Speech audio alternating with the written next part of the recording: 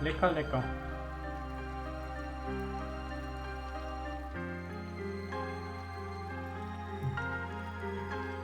Dann machen wir weiter. Ah, er hat hier doch gespeichert. Verdammt. Ja gut, dann müssen wir doch nicht mehr hier Dingens Sprengstoff bauen und so.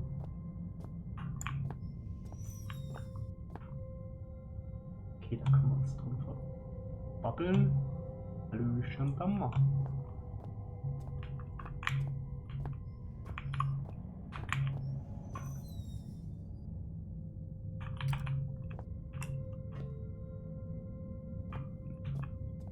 Okay, da vorne brennt Licht.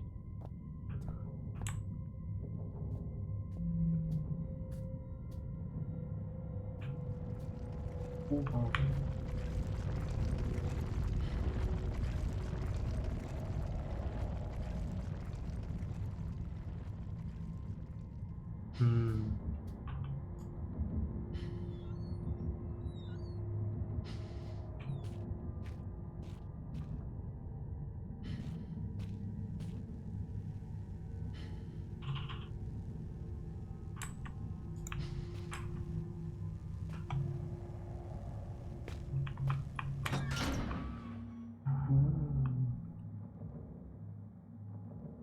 Ah ja, was gab's Gutes zu essen?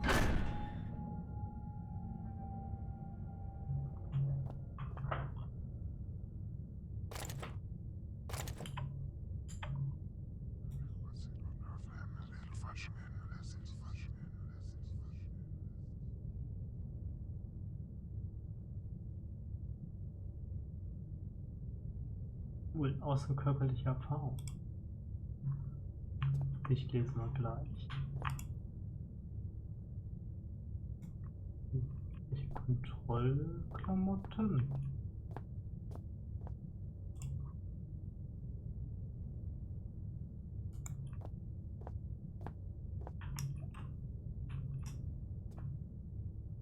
Da will ich gerne mal runter.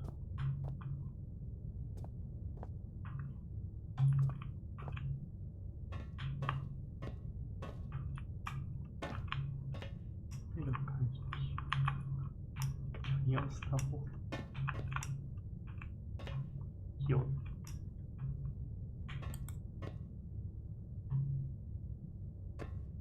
Okay, da ist auch jetzt. Da muss ich nur jetzt schlecht auf Englisch folgen. Spielberg Generator Type 7G. Congratulations on your purchase from the Type 7 product line. We are certain that you will be pleased with your new petrol-driven electrical backup. Below are highlighted just a few of the added improved features of the 7G model. To avoid personal wear and tear, the wind-up startup motor has been replaced with a battery-driven unit. Grease in an industrial workplace can be an accident-inducing insurance nightmare, so enjoy the new increased grease control system. Electrical insulation can be expensive to install and maintain, so the economical 7G basic model arrives without and much, much more. Ja, also elektrische Leitung isolieren, das ist schlimm. Quick Start Guide. Ensure the area surrounding the 7G is clear of equipment and personnel in case of overheating. Connect and confirm secondary flow by turning appropriate valve. Turn on cooling system to avoid overheating. Release excess steam until pressure is within safe limits. Begin grease flow, ensuring leakage is minimal. Turn main valve and confirm primary flow. Pull main operation lever. Check energy output. Your unit should now be fully functional.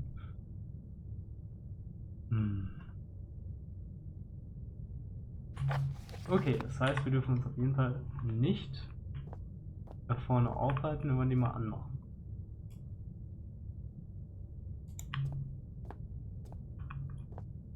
Dann würde ich mal sagen, gehen wir auf die Suche. Das sind Batterien.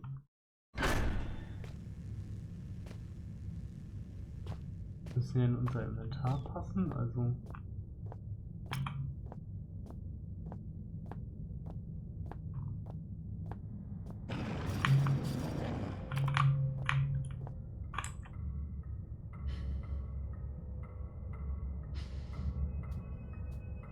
Ich habe Angst.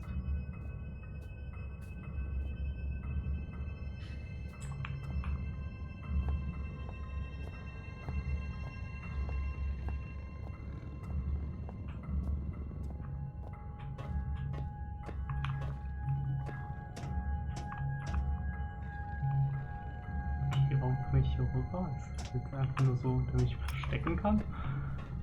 Ach Gottchen.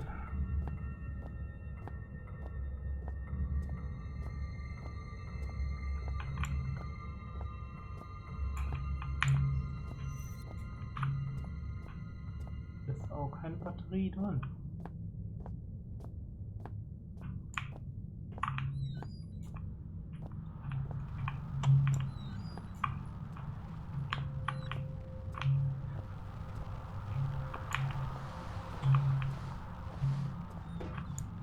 Sicher ist sicher.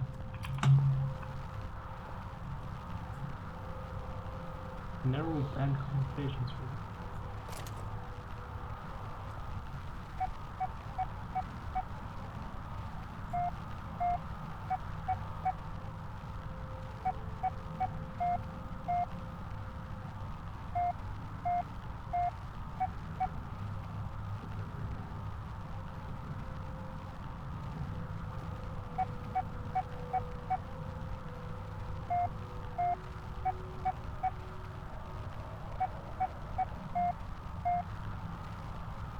Oh Gott.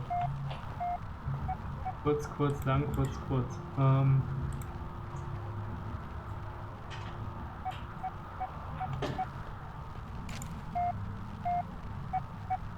12. Januar 72.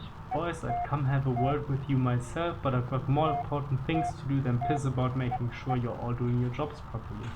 Now, I know there's a certain amount of camaraderie between you lot, playing pranks and jokes on each other. Comes with the territory and that's fine, so long as you don't add me to your list. God knows you need something to keep you entertained down here. However, you all know full and well that Penrose has some very deep-seated issues with his height, so anyone who thought it'd be a good idea to sabotage his generator, then hide all the spare fuses on the top shelf in the storeroom, would quite clearly need his head examined. You get me? In other news, Jones, I want that inventory done yesterday.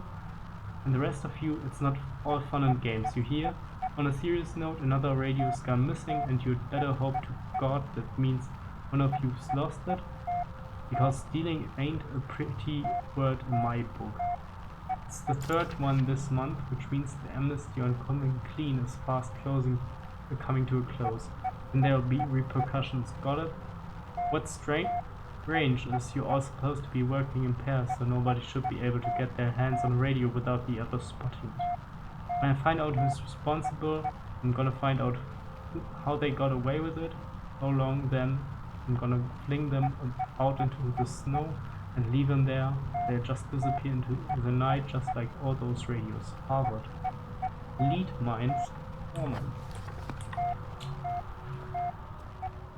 Okay, aber was will mir das liebe Radio sagen? Ich weiß nicht. Ich kann keinen so. Da bräuchte ich hier so eine Tabelle.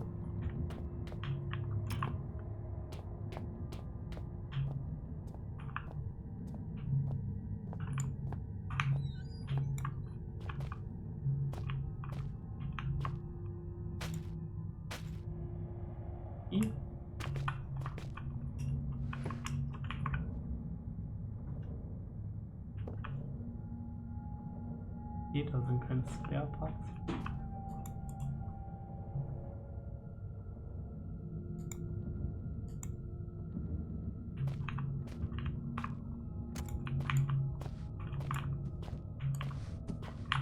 Be careful. Ah. Emergency procedures. In the event of an emergency, all mine workers are asked to follow the standard emergency procedure detailed in the leaflet provided. Rescue services will already be on their way, and so under no circumstances should employees attempt to aid colleagues themselves or contact the emergency services. This code sheet is provided for use in the extremely unlikely event that you are trapped in the mine with no way in which to signal or otherwise contact emergency crews. In this scenario, you should ensure the stability of surrounding environment by gently tapping and feeling the rock. Second, once you feel certain that there is no risk of rock slide, check to see if you have any form of communication device at hand. Attempt to send a distress signal using this code sheet. Should such a device be unavailable or damaged, begin firmly tapping out a message on the wall of the cave. Rescue crews will hear you and arrive promptly to dig you out. Morsecode. Kurz, lang. Kurz. Ja, E ist kurz, dann war, E ist lang. Das E und T sind die meist verwendeten Buchstaben im Dingensalphabet. Das heißt, ich bräuchte einen Stift, ein Blatt Papier gleich.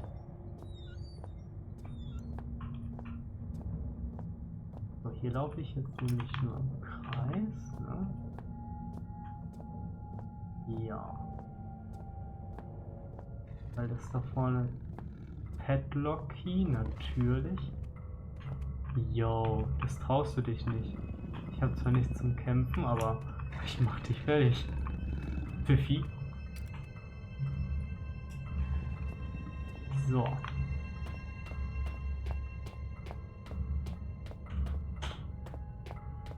Dum, dum, dum, dum.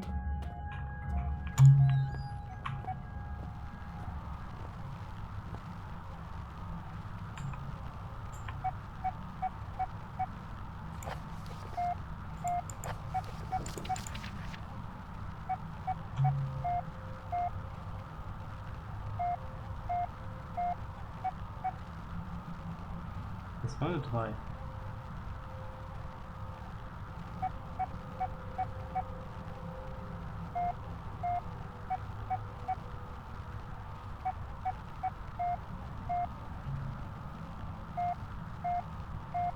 Ich hole mir eben echt Zettel und Stift.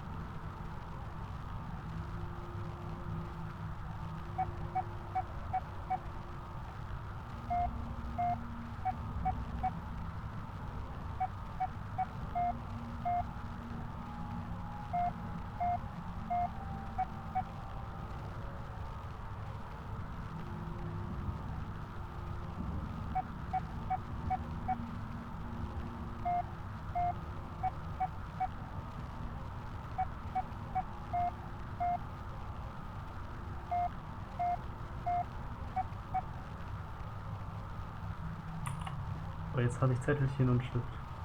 Muss ich nur noch horchen.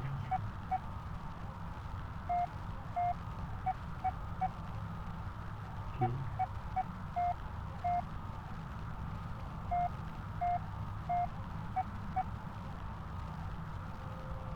3, 8.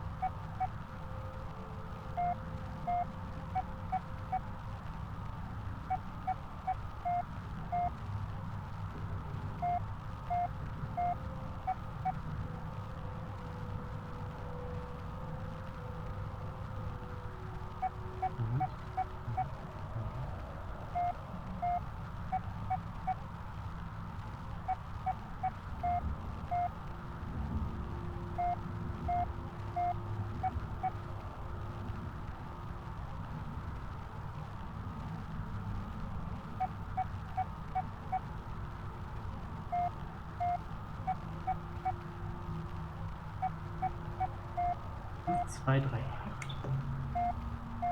Ja, 5, 2, 3, 8. Geht nicht ganz hoch drin.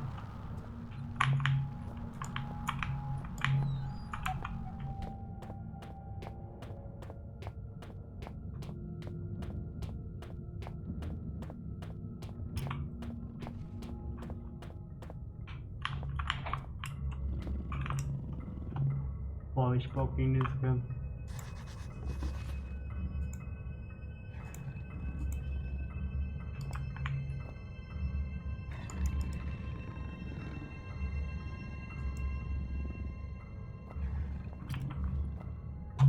Okay, haben wir das zumindest, dann brauche ich jetzt nur noch die Fuses. Und Storeroom, Top Shelf.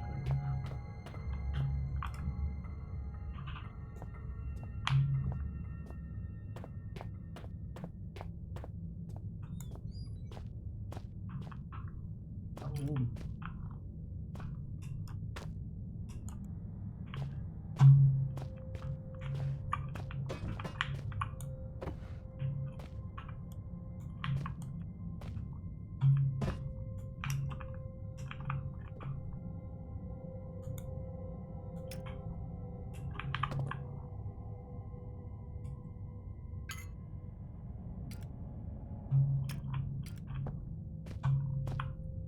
So, dann mal kurz der Notes. So, ba.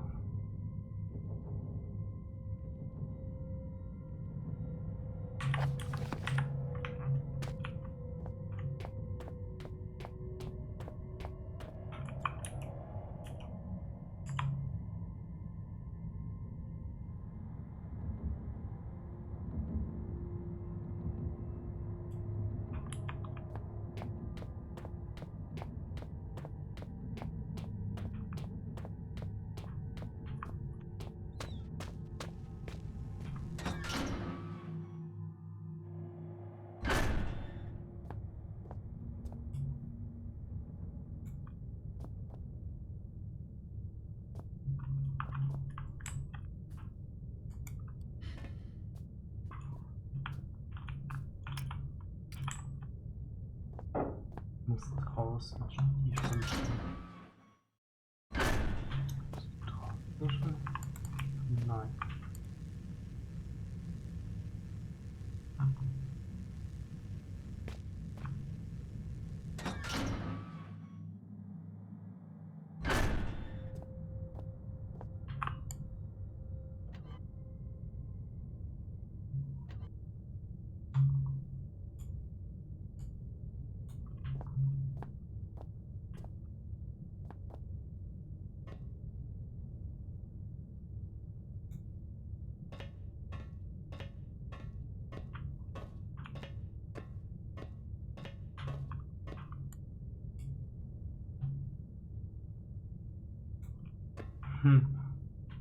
A man less disciplined. Wahrscheinlich nix, ne?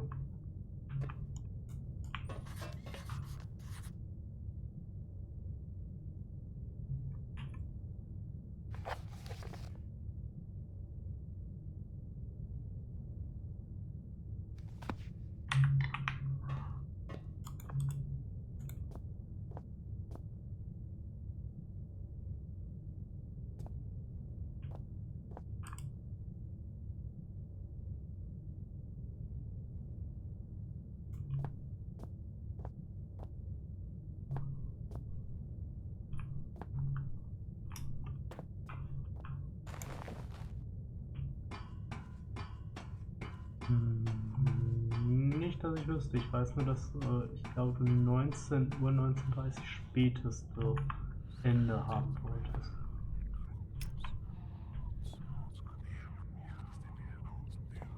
Bitte nicht hier unten flüstern. Dann werde ich den Kollegen wohl einfach hier runterwerfen müssen.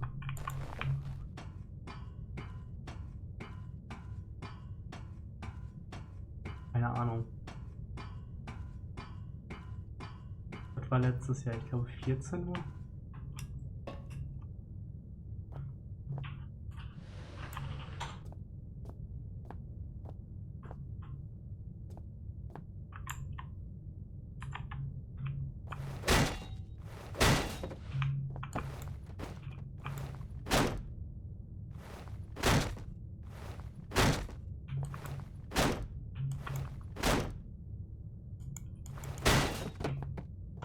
jetzt kann ich dich runterschieben.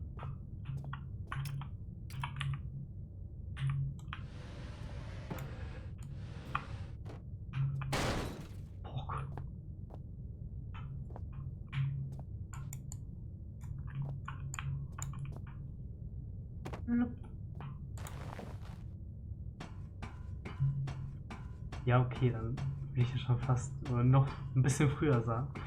Kommen wir einfach zum Frühstück rum. Dann machen wir kein Buffet, dann machen wir einfach Brunch. Und ja, ne? Dann gibt es den Nachtisch halt zum Kaffee und Kuchen. Dann nicken wir uns alle freundlich zu. A man less disciplined than myself.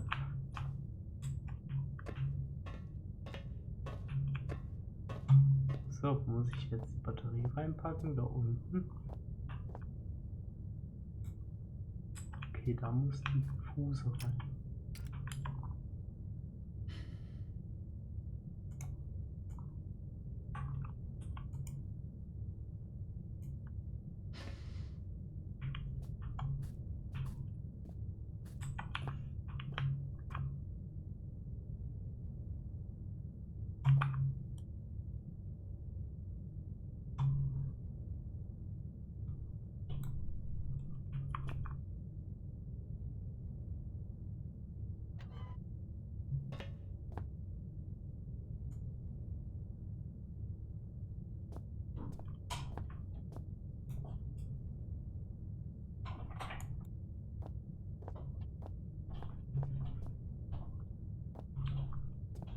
Protective Screen.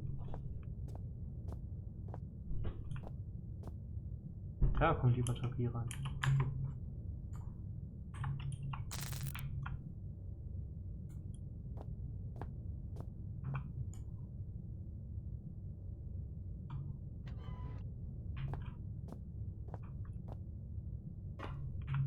Jetzt blow die Fuse.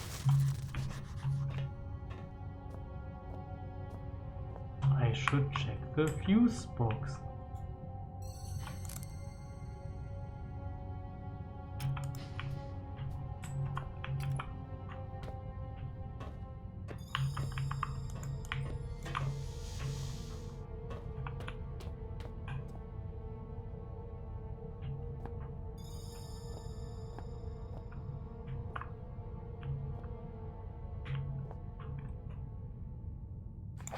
So, dann gucken wir mal.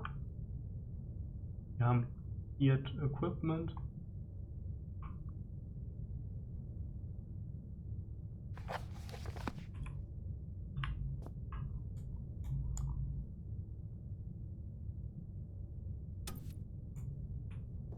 Oh.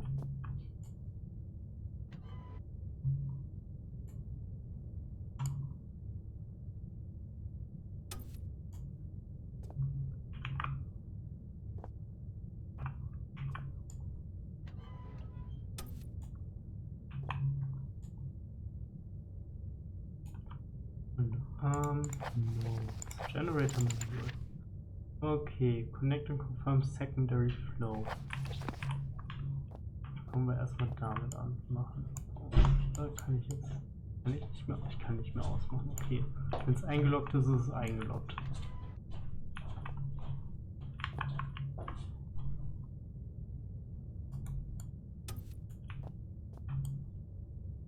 Das kann ja nicht schlecht sein, oder?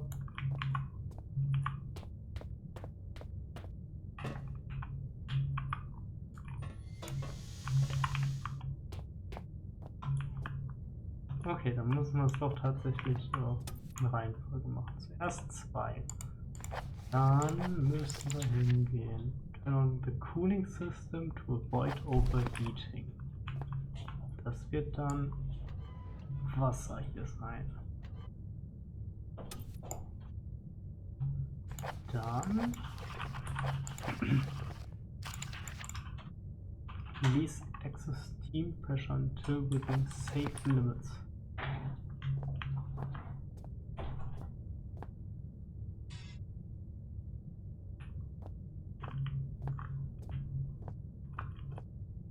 hol das sich Steam ab.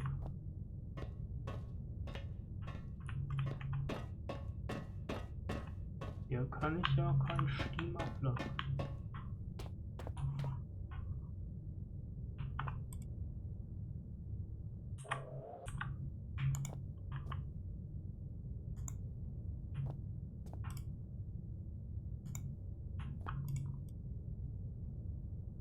Ah, das wird...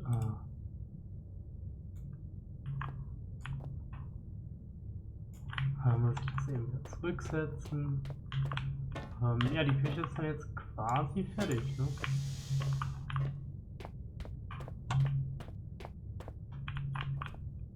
So, das wird dann das hier rein. 2, römisch 2, das wird Steam sein. Warte, nein, erstmal Nodes Generate. Cooling System.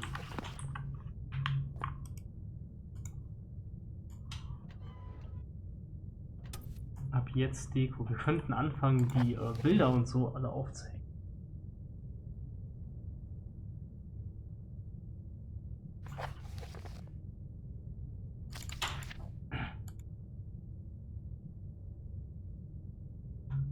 Release excess steam until pressure is within safe limits.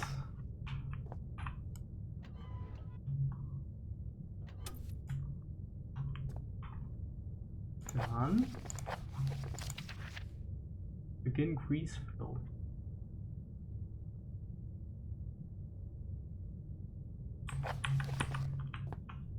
Diese. Und jetzt.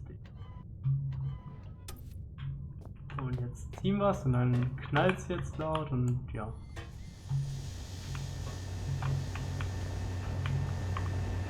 Es werde Licht. We did it. Und jetzt seid ihr dran. We did it. Yeah. Jo. Licht. Wir haben Licht. Und jetzt können wir direkt 5, 2, 3, 8 eingeben. Und sind richtig gut dabei, oder? Good day. Good day, can you hear me? Well, I hope that your ears are working better than your tongue, so that you might use them to listen to my words. You have turned on the light in the end, beginning and middle of the tunnel, but some things remain shrouded in darkness. My Morrissey message I hope has helped, but what you need now is through the wall hole to the right of the fence. Go now, there is no time to explain. Well, in fact, time is one of the few things we have in abundance down here. What surprises are spoiled by such catty curiosity. Und? Okay. Das ist jetzt 5, 2, 3, 8. Nein. 3, 8, 5, 2. 2, 5, 3, 8. 8, 3, 5, 2. 2, 3, 8, 5. Okay. Nein, ich habe mich voll verhört, weil ich taub bin. Bohnenstroh. Dann gehen wir wieder hören.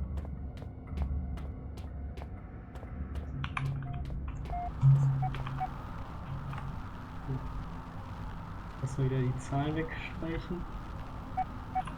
So, nödes. Nein, das ist Vegane. Emergency. Okay.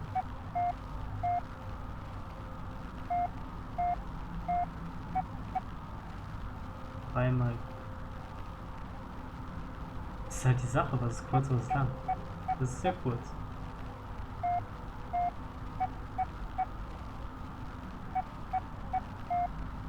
Nein, ich glaube 5, 7, 3, 8. Hm.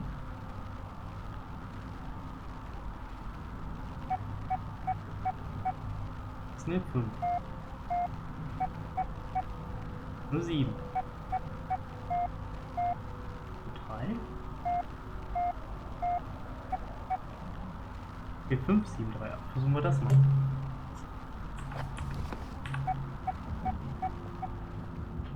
Kamillenkur. Ja, vielen Dank. Versuchen noch viel Spaß zu haben. Grüß Damien oder so. Außer er fällt sich wie ein Arsch. Habe ich nie behauptet.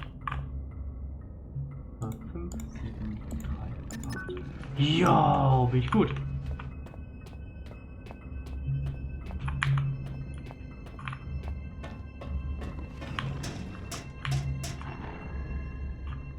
Gegen dich kämpfe ich nicht.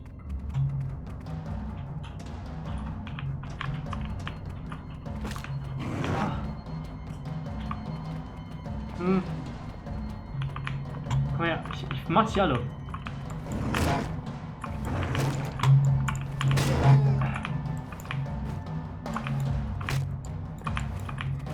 Ach ja, ich mach Beef Jerky aus dir, Kollege.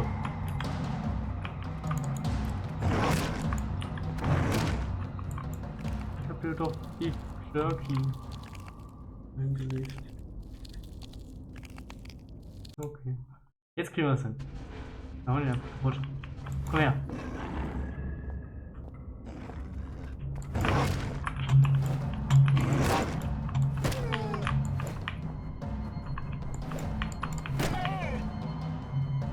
Hier einfach auf die Mütze. Komm her. Ist schon wieder auf den Boden gepinkelt. Und ich fertig.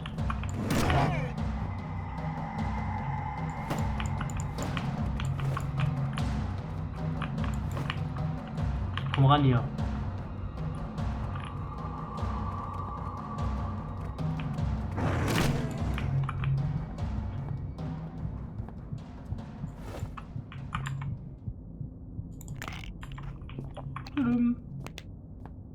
Easy. So, hier bin ich. Wow, this place is bigger than I thought.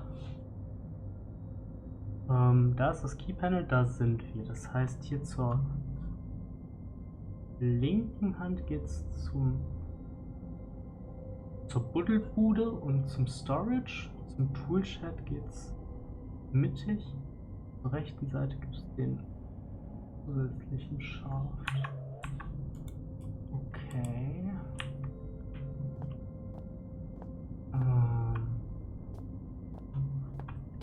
Ich glaube, ich würde erstmal zur Excavation und zum Storage, oder? Wahrscheinlich, ja.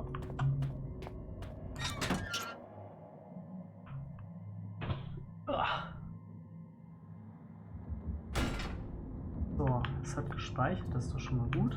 Ist hier denn jetzt was Gutes drin? Ah, my memory is like something with a great many small holes. We shall be needing to perform some minor demolition work so that we might one day meet again. For this task, we shall require the use of a large, earth-eating metal monster, and that monster is thirsty for juice from the place where things are kept. By the way, you can call me Red. It's not my name, you understand, but I am sure you will agree. It's a name rather similar to a cardigan. Fetching when worn correctly.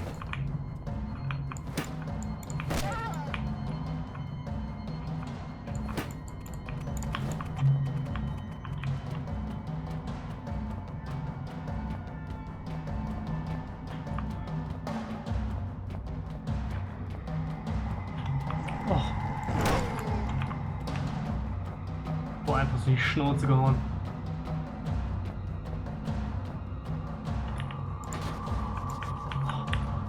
Scheiße. Those holes in my mind are increasingly gaping. You cannot breach the inner sanctum of the place of storing. The entryway is blocked. So what did the squashy material to do by here to squash you the most? I may not be perfect like a hanging picture, but my words are wise and backed up by time. A pox on both your brain cells. Try as I may, you must think that I deceive you with my admittingly cunning ways. As far as my eye has seen, our rocky grave extends, and yet you cast away my help like you would a puppy, freshly rolled in its own feces. I hope that your warped sense of morality is better company than I, because now it is all you have left. Was hast du gesagt, Red? I'm sorry. Sometimes my emotions are like a disobedient pet. Uncontrollable and often rolling in shit. Better safe than sorry, they say. But I think we are both sorrier than we are safe. A tunnel lies between a nearby watery cave and the place where things are kept. Take the second right from the closed door, and you will find what you seek.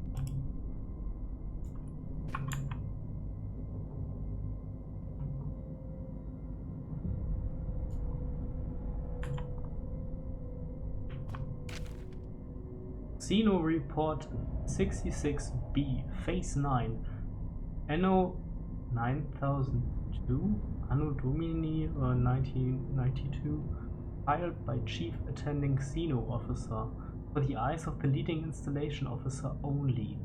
Bin ich leider nicht.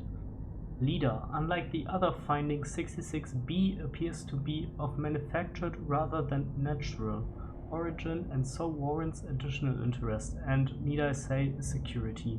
The bulk of substance 63 was discovered only 6 yards from where artifact 66B was buried and appears at least in part to consist of a solidified form of 63 with a number of operable appendages. The artifact emits a low level of light from a seemingly inexhaustible energy supply, suggesting its origin is indeed as was suspected. Of course, the ramifications of the fact are clear and appropriate measures are already being taken. Progress in becoming enlightened as to the purpose of the device, if indeed it served a purpose in the traditional sense at all, has been slow. Following protocol to the letter, I assign my secondary officer to the artifact on Phase 7, only for him to go missing the following day. Eventually returned to the site from a previously uncharted area of the mines, presumably having discovered a new route avoiding the cave-ins. At this stage we can only assume what transpired, since he remains in a state of disorientation. Far be it from me to question the decision of the elevated caste, but I am struggling to understand the necessity of conducting standard scientific testing in this case. I, of course, have full faith in the abilities of the research team put together and sent here by my immediate superior. I simply wonder whether that time might be better employed on the main side. Nevertheless, it is comforting to know that the actions of every member of the organization are carefully choreographed and controlled by those far outranking myself, both in stature and wisdom, and with this in mind I feel fully justified in filing an official request for further manpower.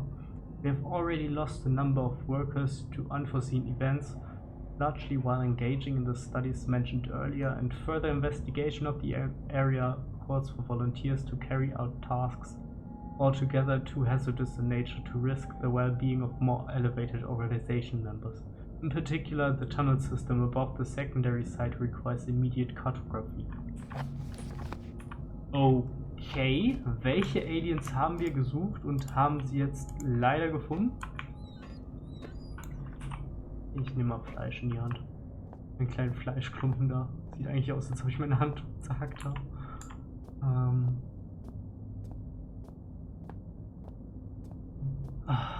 Ich würde es auch gerne sehen, aber ich bin am Spielen. Toolshed, Auxiliary Shaft.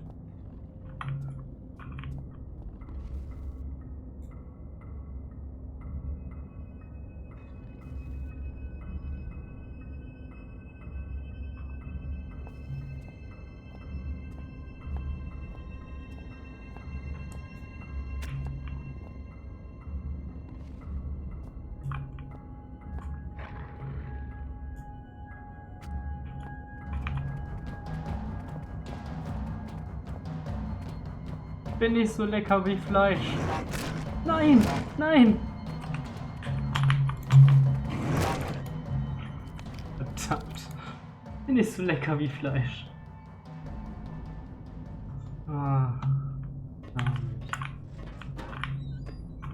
So, anscheinend muss ich mich einfach nur zu verteidigen wissen.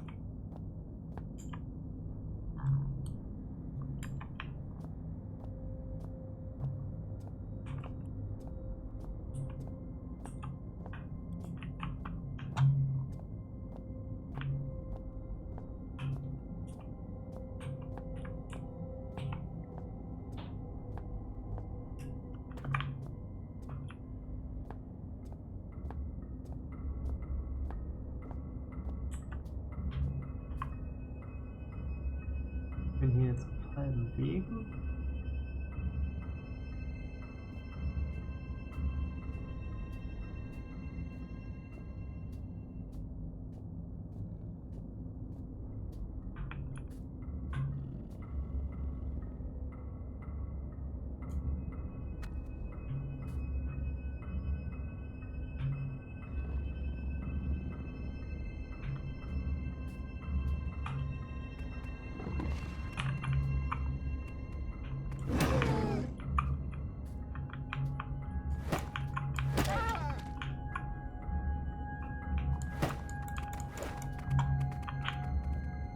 Get over here! Er holt Hilfe.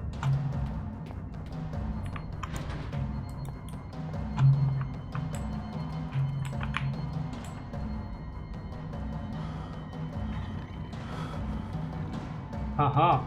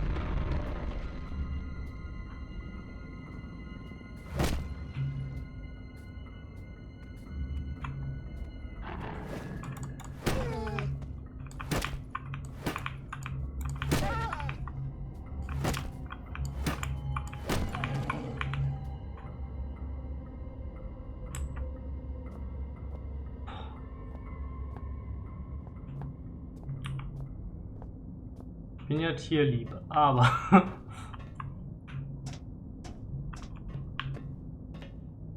oh, das ist keine Leiter. Ich dachte, ich könnte jetzt so eine Leiter quasi missbrauchen.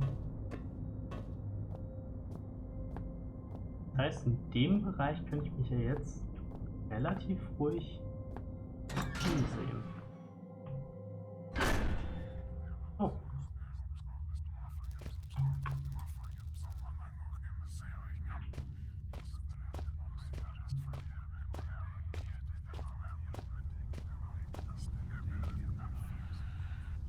Das Flüstern finde ich jetzt mal gar nicht so geil, muss ich sagen.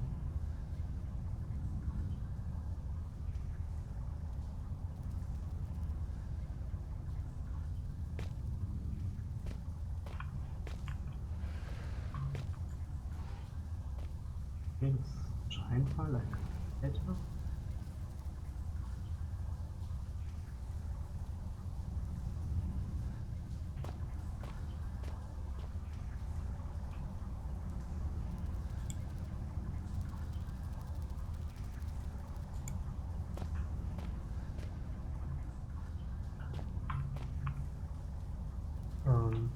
Nein, man kann es mir einfach da reichen. Noch ein Ding. Und was zum Lesen. Excavation findings. The test substance continues to defy identification. Both chemical and xeno investigations fail to produce meaningful results. Testing continues. Test 102. Bromine test. Normal pH 5. Test 103. Acid amide test. Negative. Test 104. Ammonia NH3. Negative. Unreactive. Test 105. Hydrochloric acid solution, negative for sulfide, sulfide, or chlorate ions. Test 106, standard hallucinogenics, mild intoxicant. Tests abandoned due to most test subjects suffering massive internal hemorrhaging within 1 to 2 hours. Test 107, positive, negative medications, incomplete. Test 108, human hallucinogenics, incomplete. Testing of gaseous fog has been considerably more successful. Appears to be harmless blend of sulfur, chlorine, and aromatic amine, which gives it the floating visual effect. Please note that harmless here is used in the xenochemic sense It is harmless insofar as we have identified it and so can take the necessary safety measures. Directly ingested, it would naturally be lethal. Test 159. Potassium dichromate paper, positive for sulfur. Test 161. Litmus test, negative for all but chlorine. Test 301. Hydrochloric acid solution, positive for aromatic amine. Work continues on the issue of transporting the substance. So far, removing it from its dormant location causes its base state to radically change, producing lesser heat, to the detriment of 3 workers, one of whom is no longer operational due to his injuries. Following heat dissipation, the substance appears to turn dead, unreactive to every test we have the equipment to run. The prevailing theory is that somehow the disruption of the material caused it to enter hugely accelerated chemical decay. We estimate its half-life to be approximately 0.4 seconds. Half-life?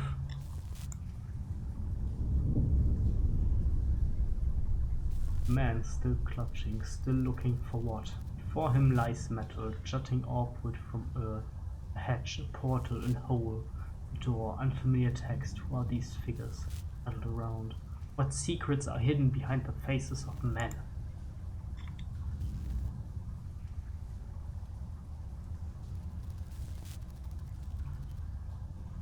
Also, für einen Zehner trinke ich das.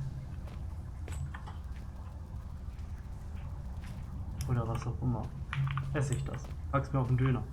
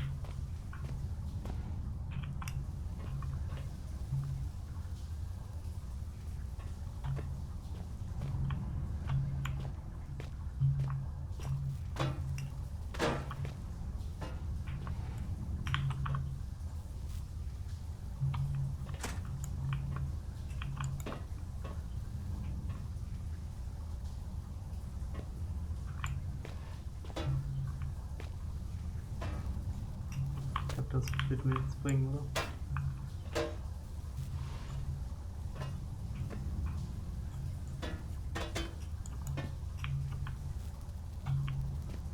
Jetzt muss ich die Boxen jetzt stapeln, wenn ich den...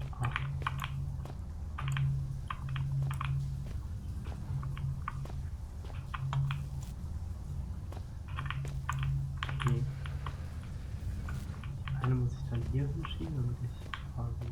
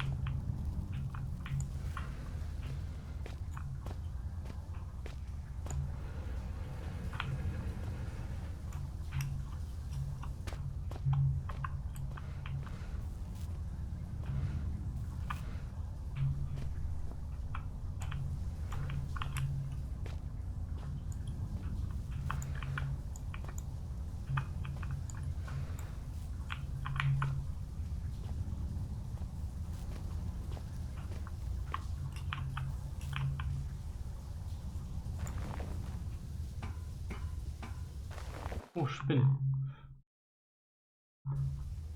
Spinnenweben. Oh,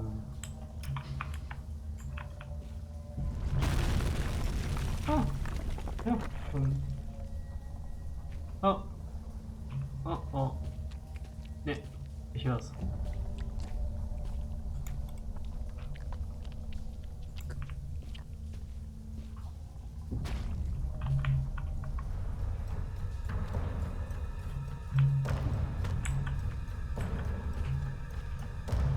Oh Gott. Ah.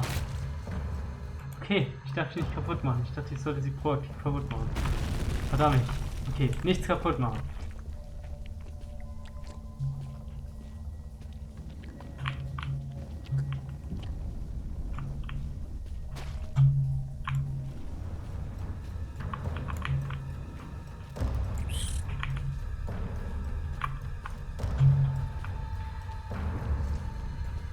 Did it.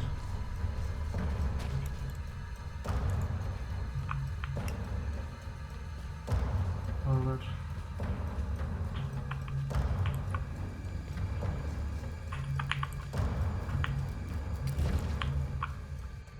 Was?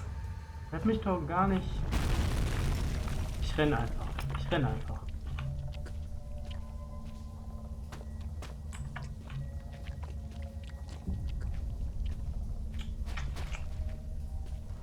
Oh nein, Paraffin. Ich habe Paraffin in meinen Augen. Mir egal. Geh weiter. Nein!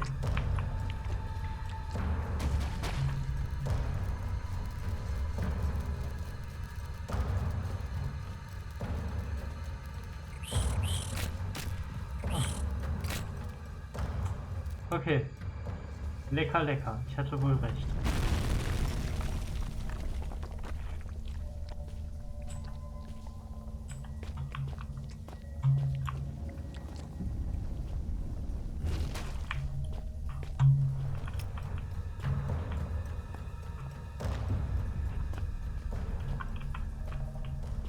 Da komme ich nicht weiter.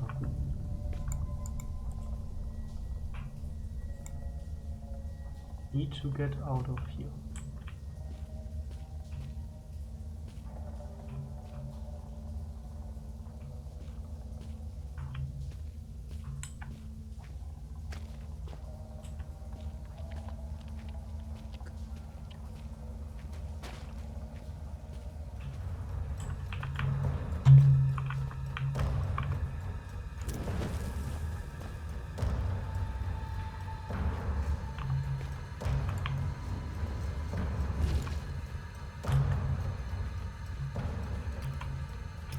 Now you should find yourself in the watery cave of conversation space, with a tunnel above you from times ahead.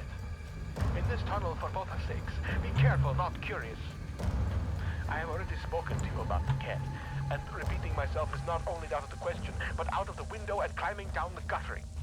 There are spiders in the tunnels that love to suck on the humany fluids, so do not disturb the walls. They are fragile like the china vase in the hooves of the bull. Okay, über die Katze. Ich glaube nicht, dass wir über eine Katze hier sprechen.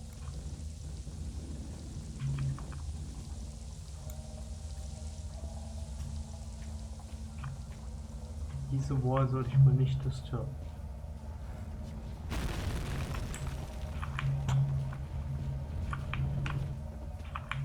Oh, das war's wohl.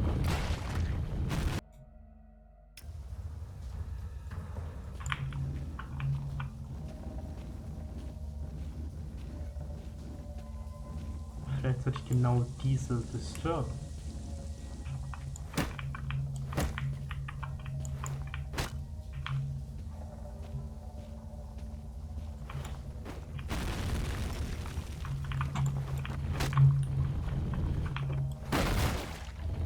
Aber wie soll ich das umgehen? Sag's mir doch.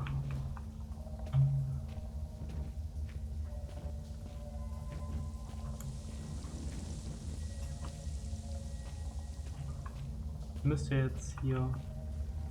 Ich kann ja nicht rein. Und ich komme ja nicht schnell genug hoch. Hä? Muss ich jetzt einfach ganz schnell runterrollen quasi? Ich bin Verwirrung. Will ich lieber gerade weiter vor Spinnen wegrennen.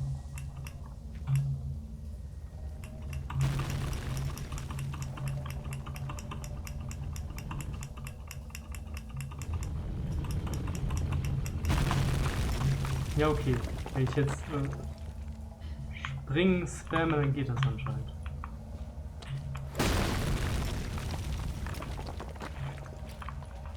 Oh Gott.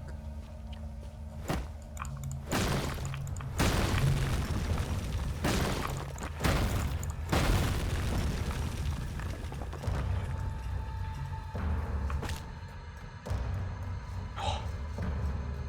So spannend.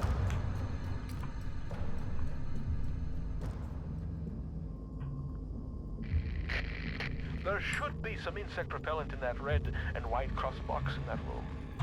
Just in case those spiders found your flesh delicious. How does my brain flesh know your fluids are leaking? Because the red tricked you.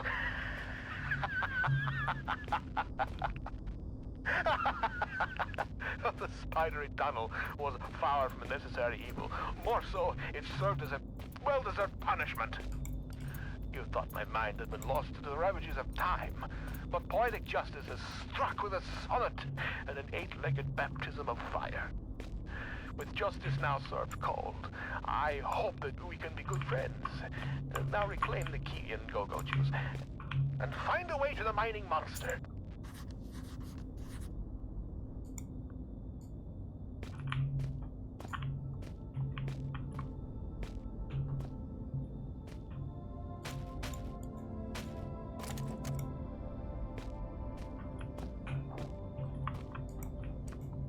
Jetzt muss sehr viel zu essen so.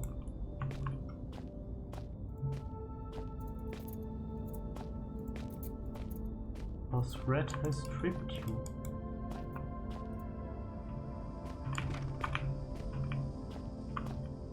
Yeah.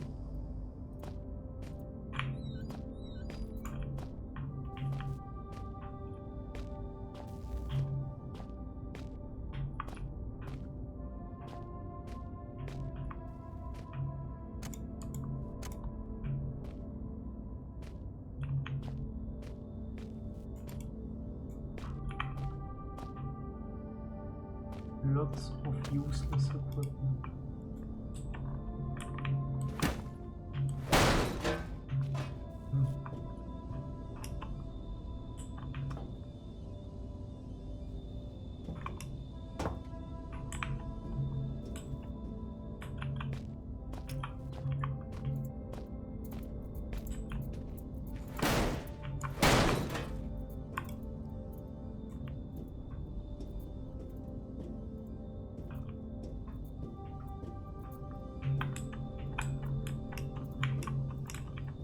Ich kann ihn nicht auf.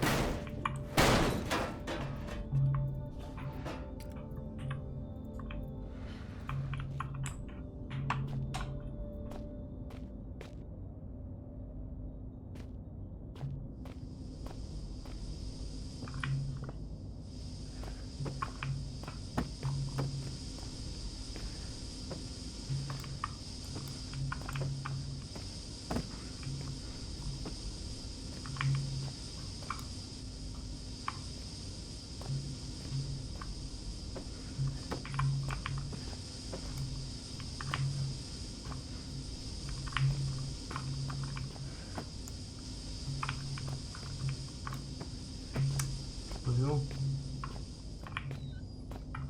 So. Okay. Es war ein Versuch. There should be some insect repellent in that red and white cross box in that room. Just in case those spiders found your flesh delicious. How does my brain flesh know your fluids are leaking? Because the red tricked you.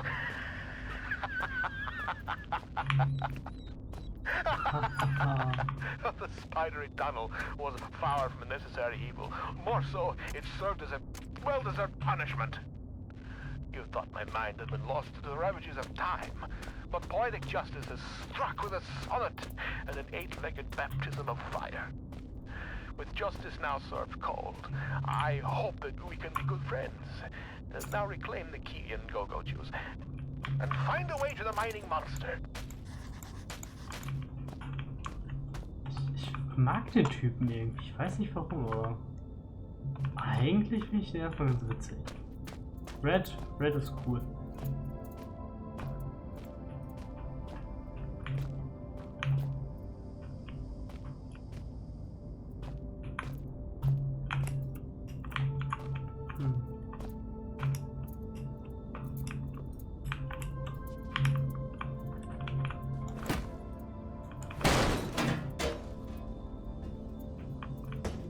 Oh, ich dachte, da wäre wenigstens Secret oben.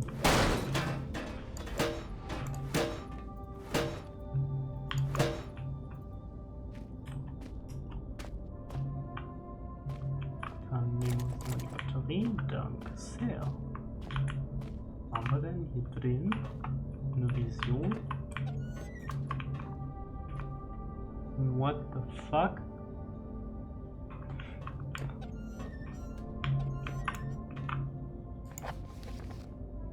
Inuit mythology.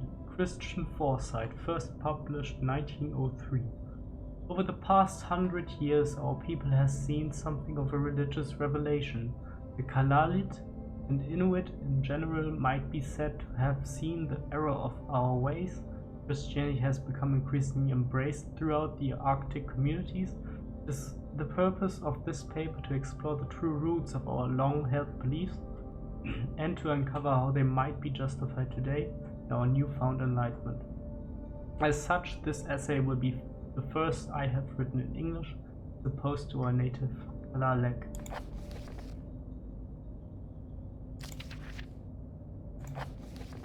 Ich würde gerne nochmal das Cover davon sehen, das sah schon gut aus.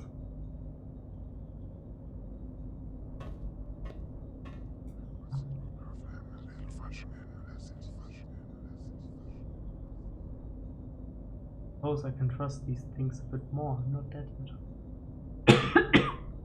Hust.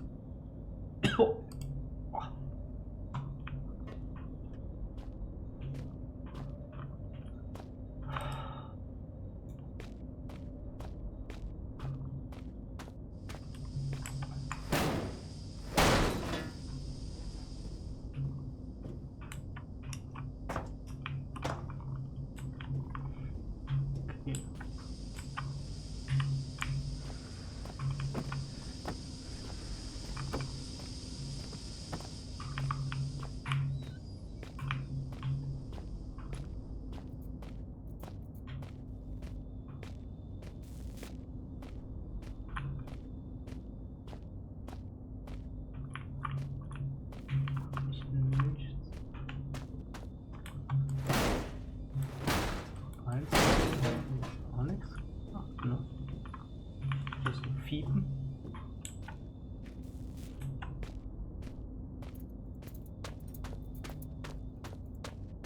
Da oben könnte man noch rein. Ja, komm.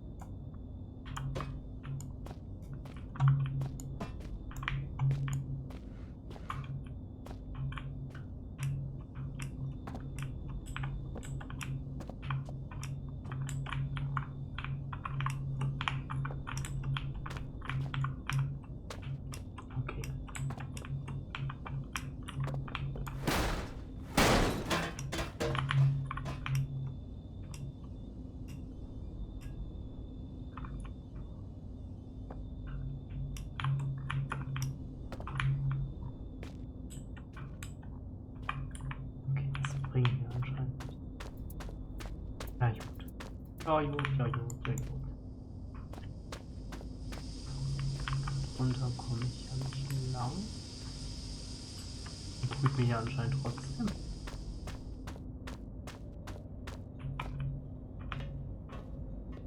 eigentlich.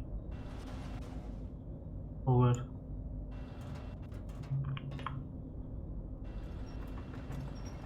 Geht das hoch und?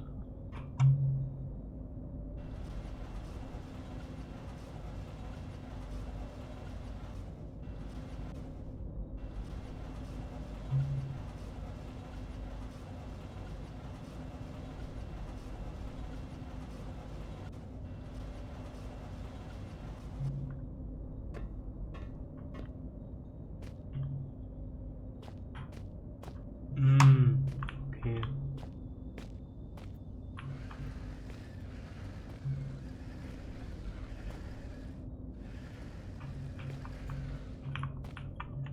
Ich kenne, was man möchte.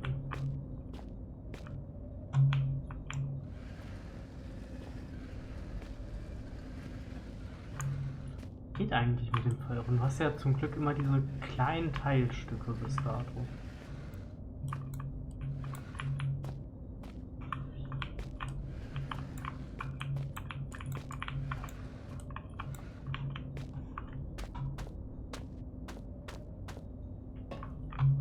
Okay, das heißt,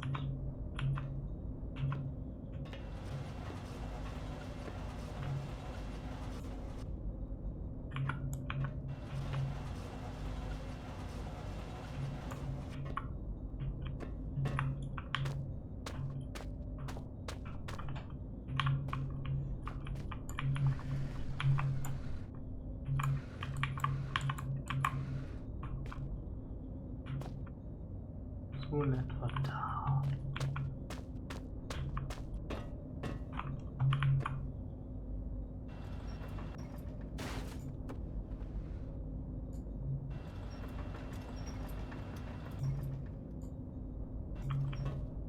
Mist, jetzt habe ich eine Dingens kaputt gemacht.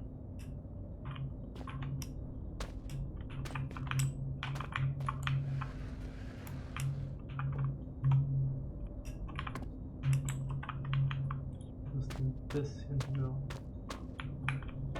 So ein mini bisschen.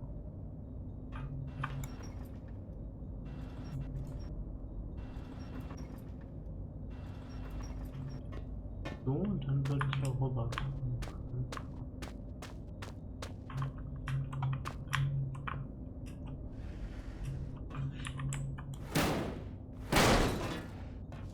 Gerade geht's ja noch. Oh, Speicherpunkt, sehr gut. Jetzt bin ich an dem Dingens vorbei. Ich höre schon wieder flüstern. Eine rot-weiße Box, wo Fragile draufsteht. Pop. Das war sehr fragil, muss ich sagen. Benzin. Ich brauche Benzin.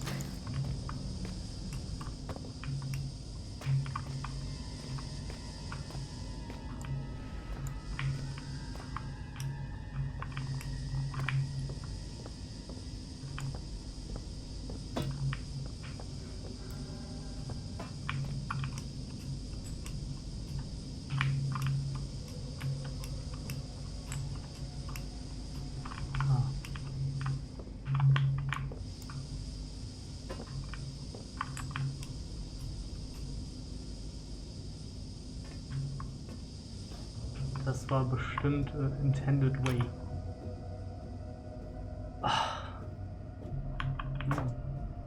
So, dann kommt es raus. Jetzt haben wir Gasoline.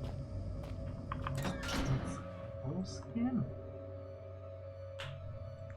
Wo brauche ich jetzt das Benzin nochmal? Sehr gut, dass ihr gespeichert habt. Beyond the fence to the right there should be a hole, perhaps an access point to reach further into the mine. Okay, die Hundis hier hatte ich ja schon abgeschlachtet. Also sollte mich da ja nichts mehr erwarten. Dann kann ich hier jetzt einfach durchstolzieren. So, da komme ich her.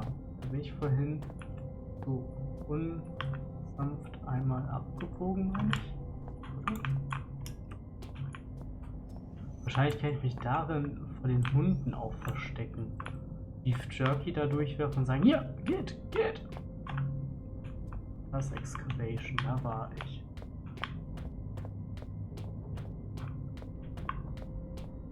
Grabungsstätte. Da war er. Hier komme ich her. Hier bin ich durch das Tor gekommen. Und ja. Auxiliary Shaft.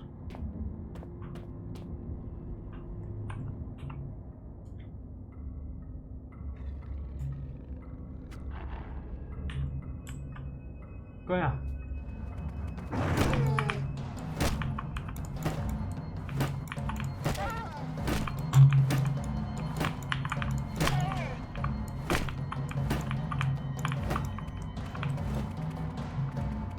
Hätte mir niemals die Möglichkeit geben sollen, einen Hammer auf diesen Hund zu jodeln. Bonk. Hier liegt Fleisch, du bist das selber schuld.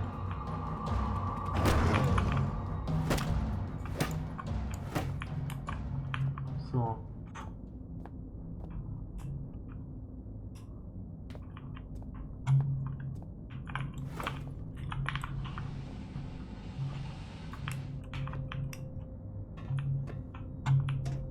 So, was finde ich? Außer nicht mein Weg hoch. Flop. Vielleicht könnte ich meine Maussensitivität hochstellen, aber das wäre witzig. Das braucht bestimmt niemand. Grün sieht jetzt auch nicht danach aus, dass da irgendwas sei. I hope it's sturdier than it looks. Okay, der Auxiliary. Doors barricaded, but what happened? Whoever blocked it on the other side. Ich glaube, da kann ich bestimmt die Säge benutzen, ne? Ja, bin ich klug! KLUK! Dann können wir zum Auxiliary Shaft. Jo, das...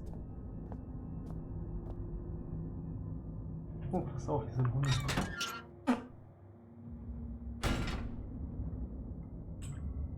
Gut, eigentlich können wir ja so ein bisschen zusammenfassen. Es scheinen hier Aliens zu existieren.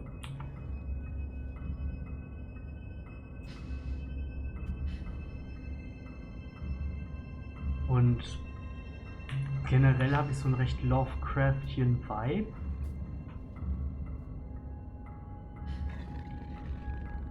Guck dich nicht direkt an. Wenn du es von mir willst, dann.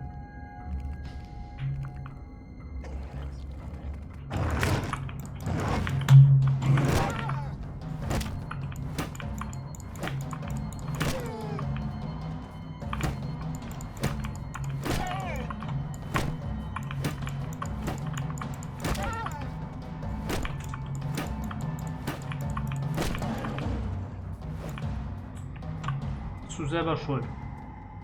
Ich wollte dich streicheln. Liebevoll mit diesem Hammer.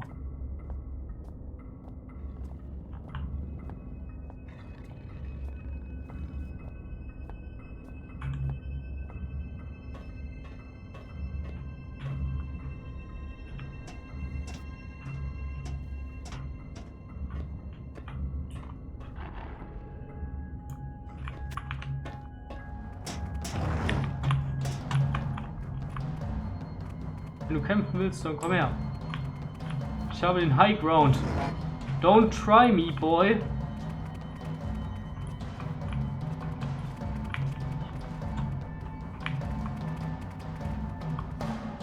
Dann fall halt immer runter. So, okay. Da verliere das Interesse an mir. Ich weiß nicht, wo du jetzt hin bist, aber okay.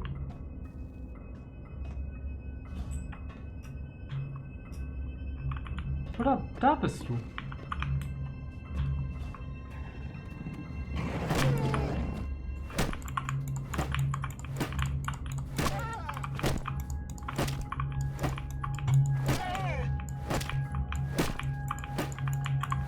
Da muss man einfach mal das Fell ausklopfen. So. Kratzbürste.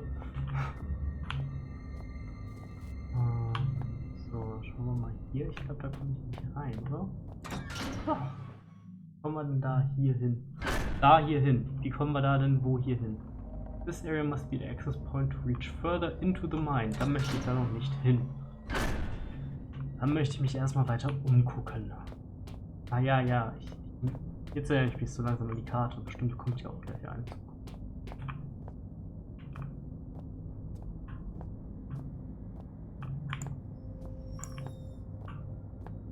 Da ist nichts drin. Es wäre witzig, wenn man die aufmacht und da drin ist auch immer so ein Wolf, oder dass man den sieht, weil er direkt vor der Tür liegt. Kommt er raus und mault dich. Zack!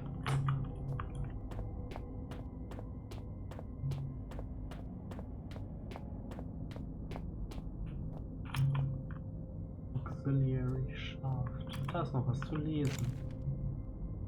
Log, Secondary Excavation Site B. Beginning Phase 338, Anno 1900. 1900, nicht 1990. Aber ist auch 1990. Filed by Chief Attending Chemist, Security Status Nil. Phase 338. Today marks the first phase of Excavation Team B's new assignment, which I will be overseeing. Equipment has arrived and digging should be able to commence within the next few hours. Since the incident leading to the establishment of our facility here, much work has been undertaken in order to ascertain the scope of the discovery. The site, among others, was selected from many possible candidates thanks to the powerful divination techniques passed down for many generations amongst the elevated caste. I feel certain that this wisdom in combination with our seismic techniques will prove to be a great success, that our discoveries will be of great importance to the organization. Best of luck, everyone. In 91 dann, Phase 1. While work has been slow up until now, the new year is sure to bring with it great prosperity for our team.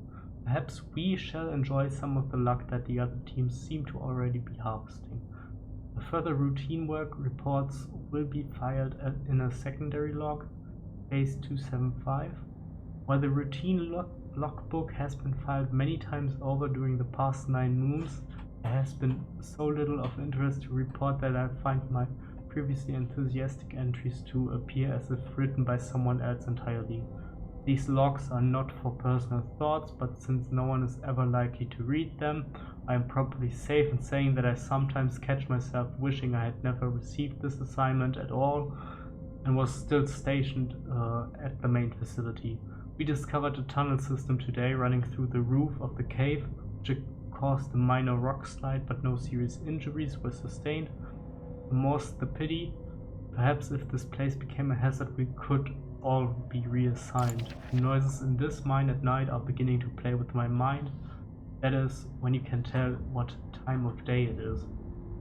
Phase 341. Although I have now been in charge of Site B for 2 cycles, this marks my first entry into excavation log as the new chief attending chemist. Looking through the scarce results filed for the initial year's work, I can see why my predecessor was replaced. In a fraction of that time, I have achieved Team B's first major breakthrough in the discovery of previously unknown substance 6-3, and the research team has been assigned tasks in record time. I fully expect complete identification of the substance to be available within 7 phases. Furthermore, I have conducted an investigation into the noises reported by workers in this area of the mine in the interest of morale. On nights that I spent here, there do indeed appear to be strange human-like cries coming from somewhere deep in the rocks, but there is bound to be some explanation.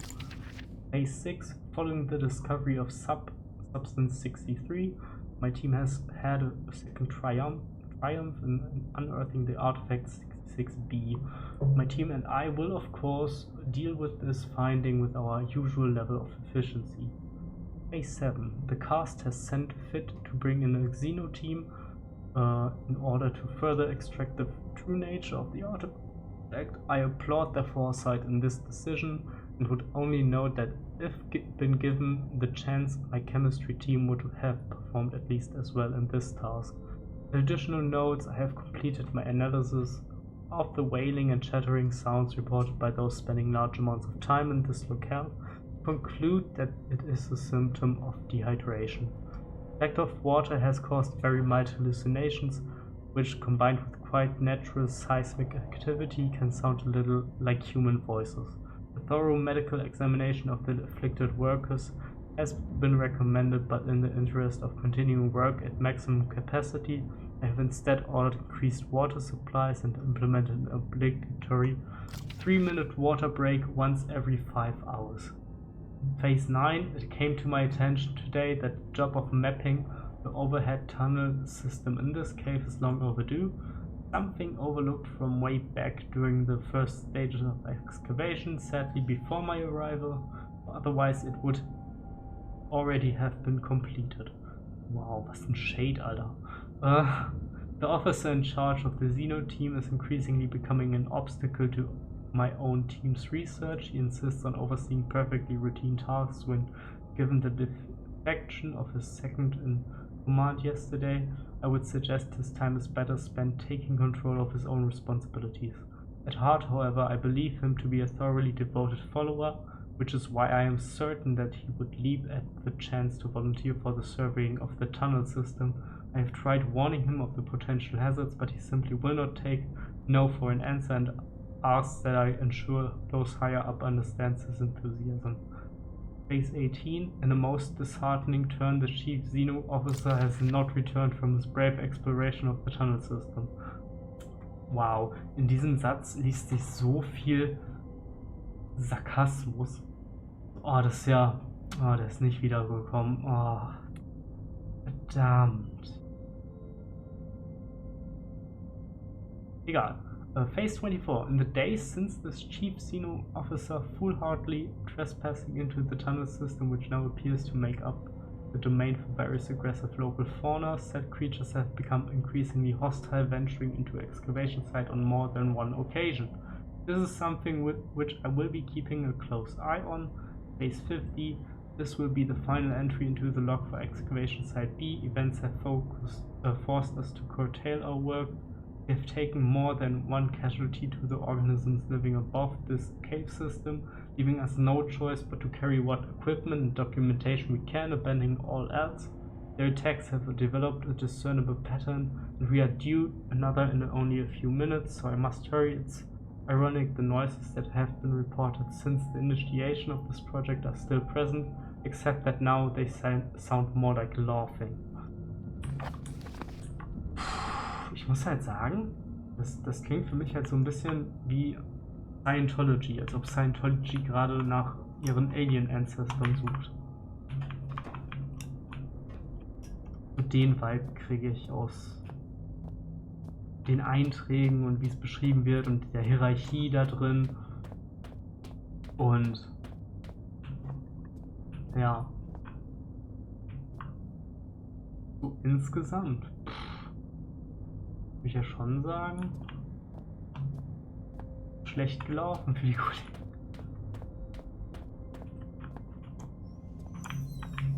Okay, das auch nicht mehr. Es scheint, dass wir dann hier soweit alles erkundet haben. Dann kommen wir ja doch weiter.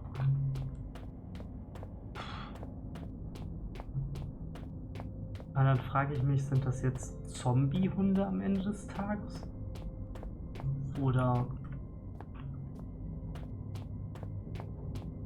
sind das gewandelte Wesen? Finde ich das noch heraus? And it's quite a machine, it doesn't come any more industrial size than that. Okay, damit müssen wir wohl gleich fahren. Zumindest weiter in die Mine.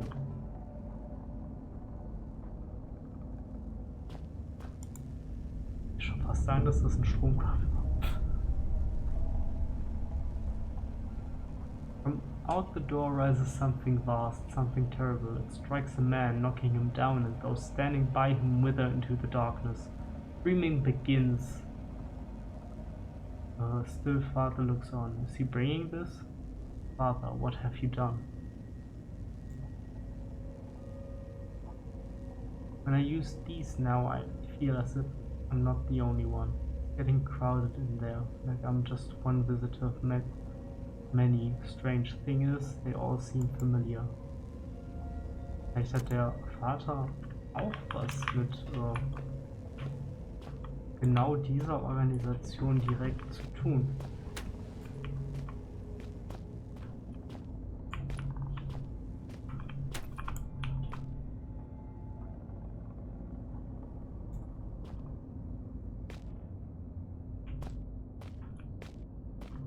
Vielleicht hat er die Menschen an seinem Vater, an seinem Sohn experimentieren lassen. Und die haben dann jetzt eher so was, wie nennt man das?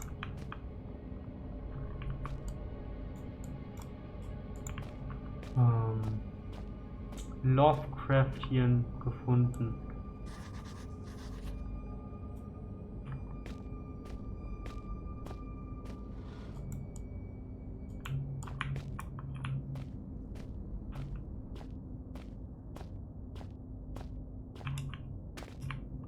Und da bestimmt irgendwo Benzin rein, sag mir das doch einfach.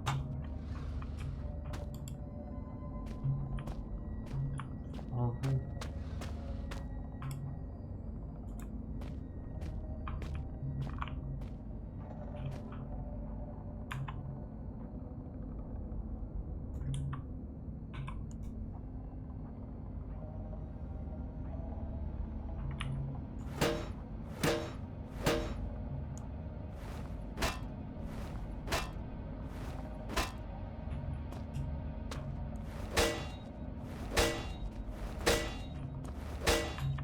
Oder habe ich hier noch?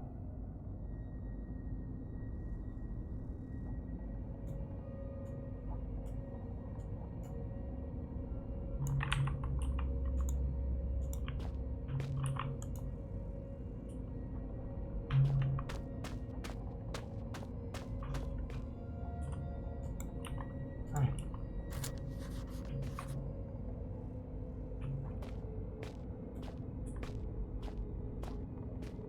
Was habe ich denn noch? Ich habe noch eine Flare.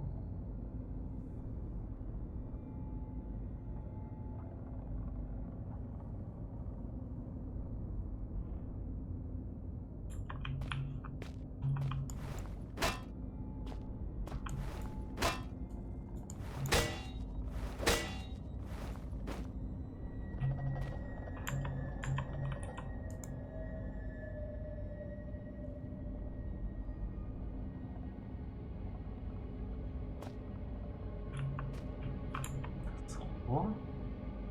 Ich habe gar kein Rohr.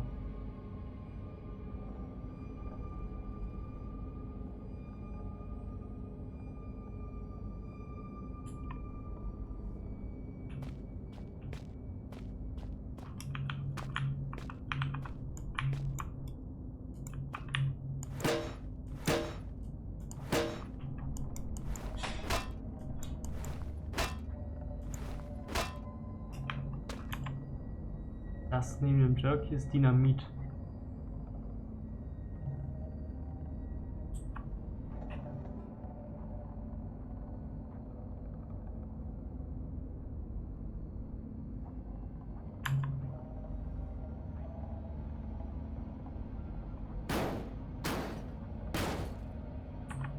So.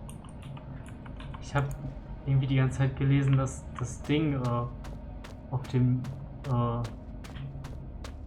hier. You seek to find the truth behind all this mystery and think it will set you free. But truth is relative, and relatives cannot be trusted to bring good gifts.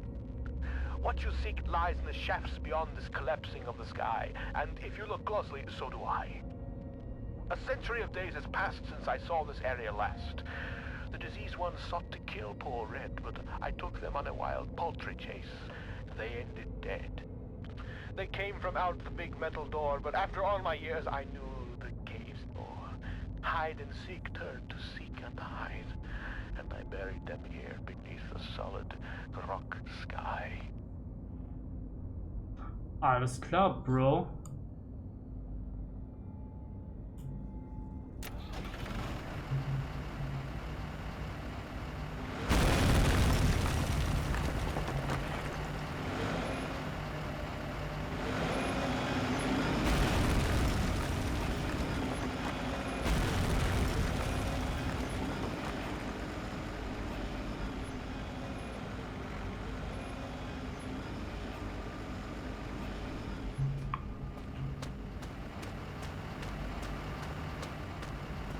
We did it, yeah.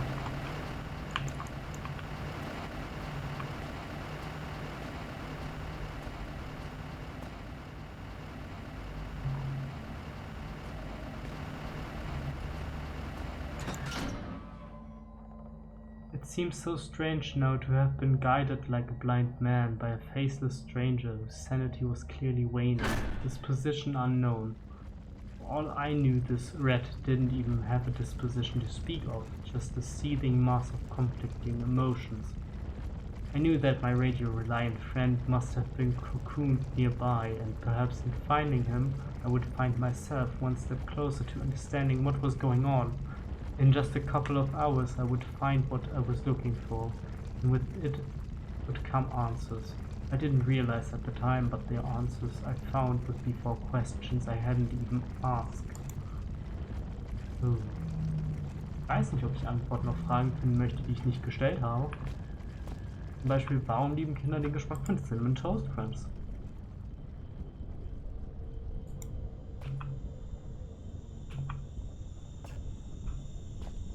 Fällt jetzt runter? Nein.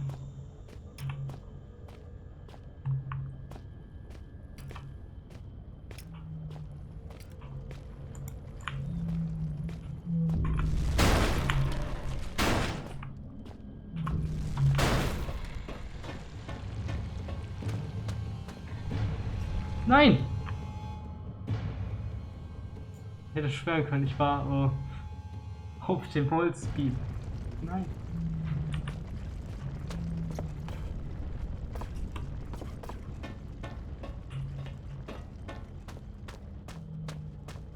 Da siehst du, du hast es falsch erkannt und ich habe den Satz falsch verstanden.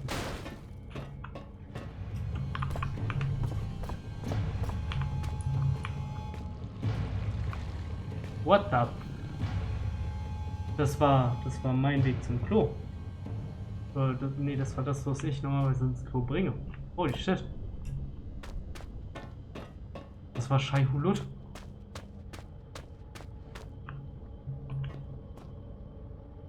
Shai Hulud. Bin der Wasserbringer. Warm Air.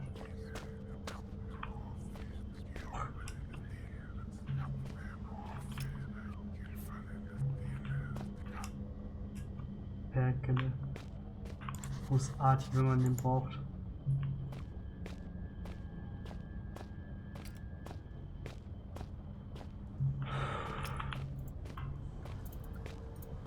Okay, wir halten uns erstmal rechts, weil alles ist ja ein Labyrinth. Auch wenn es da cool leuchtet. Ne, Spinnen. Spinnen sind nicht cool. Ah!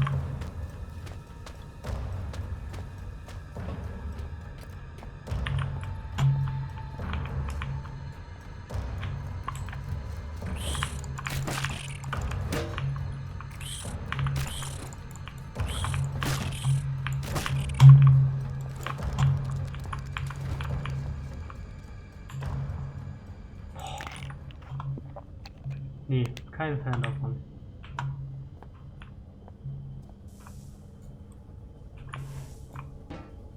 Stopp.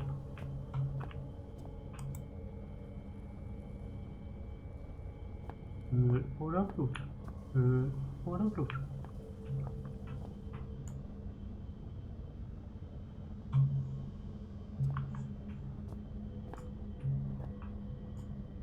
Ah.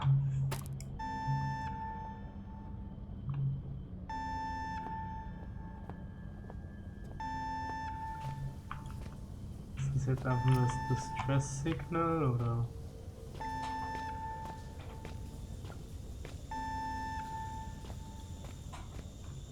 Das Spinne? Ich bin kein Fan von Spinne.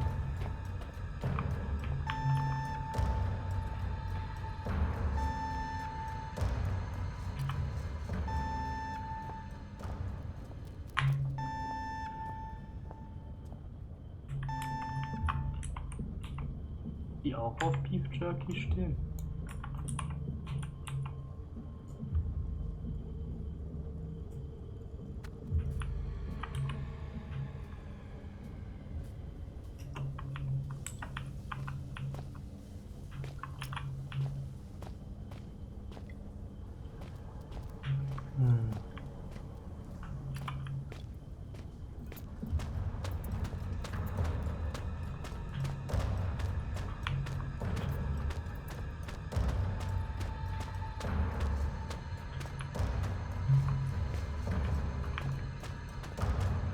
Absolutely kein Fan.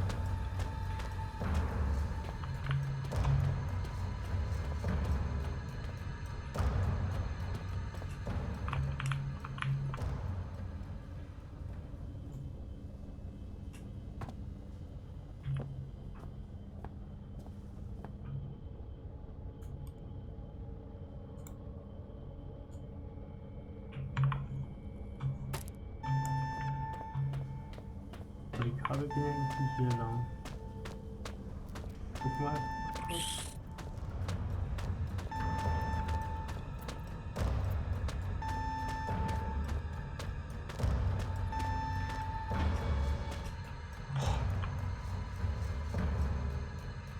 Das wird zu spannend, ey. Holy.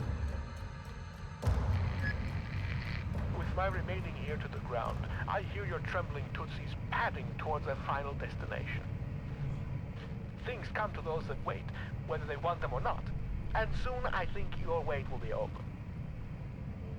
The great metal door in reality is calling you, just as the Reaper beckons me forward.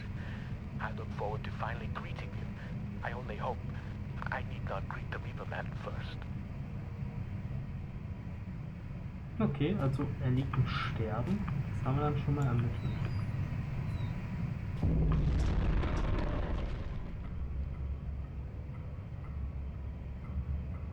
Ich gerade überlege, bis nicht heute ein bisschen kürzer machen und dann hier in Ruhe durchbrubbeln. Ich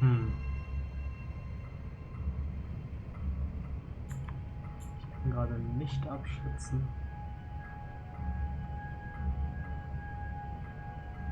Ich würde sagen, gucken wir mal kurz und ansonsten Option C. Okay, wenn ich gegen euch kann ich wenigstens kämpfen. Spinnen sind zu groß oder zu klein.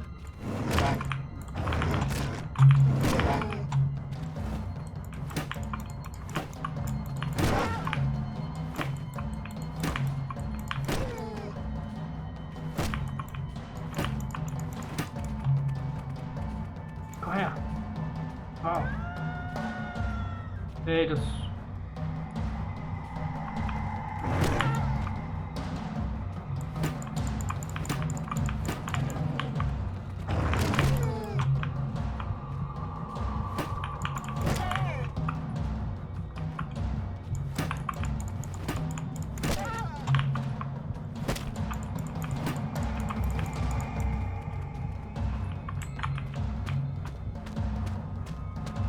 Komme ich hier vielleicht an eine Tür, mich irgendwie hier rauszuretten?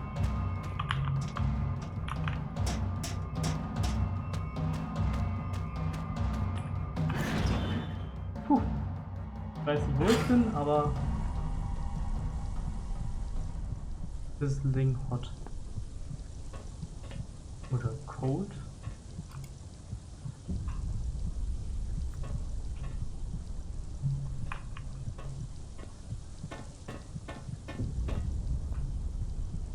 Iron Mineshaft.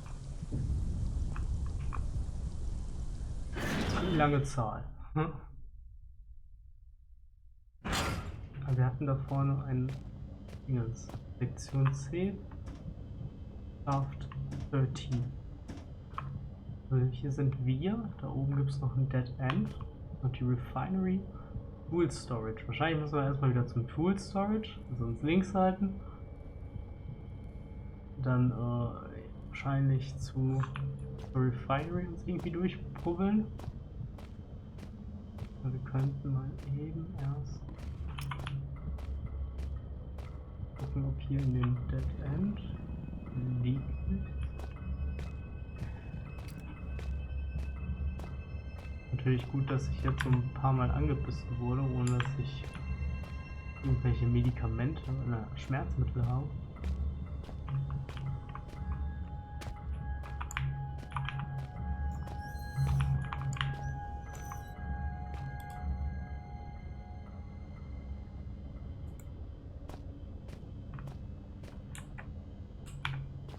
Am Markt Steam Pipes.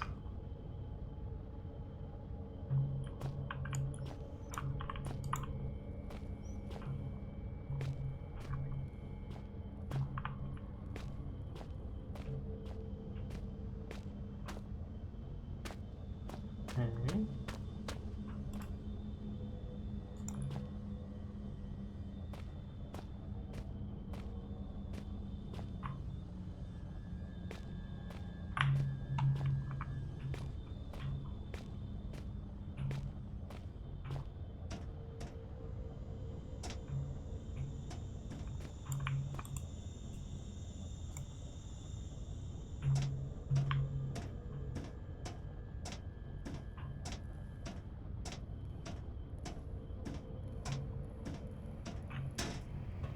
Hier komme ich her. Das heißt, wenn wir uns links halten.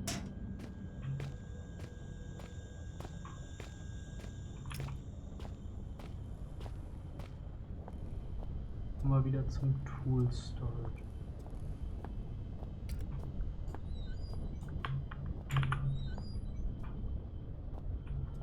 Ich würde gerne irgendwas davor stellen, aber sollte wohl reichen.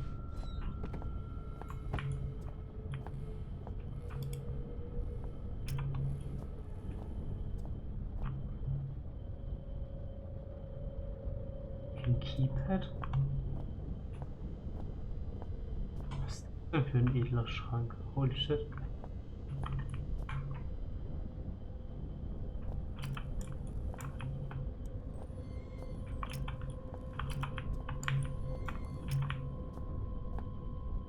Leerer Schrank, okay.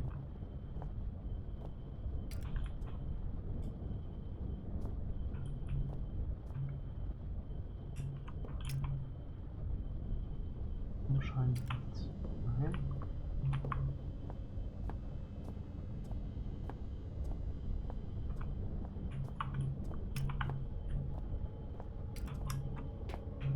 Okay. Dann gehen wir mal weiter. Oh, First Aid. Das brauche ich. Das ist der. Ich scheine mich ja recovered zu haben. Okay, ich habe einen Screwdriver.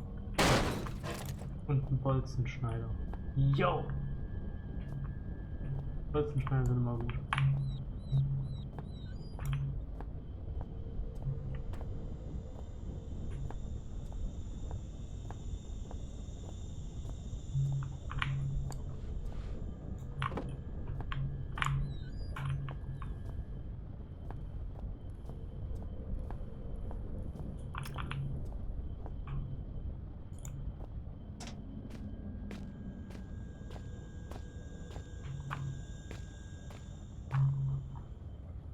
So. Ich bin erstmal zu scharf.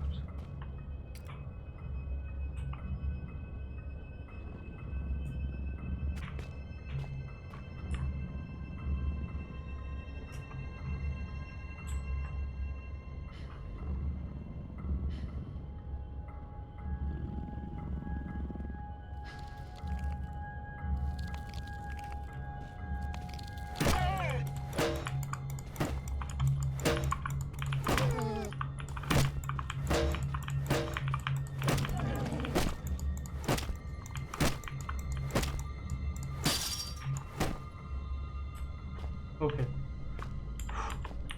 Gefahr erkannt, Gefahr gebannt. Ich verhalte mich, wie die amerikanische Regierung das wohl tun möchte.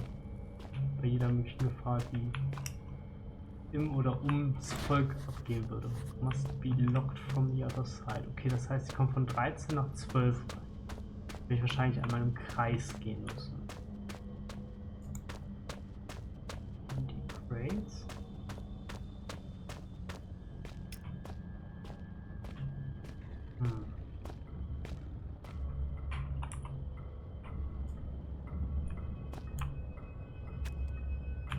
Ich war genug.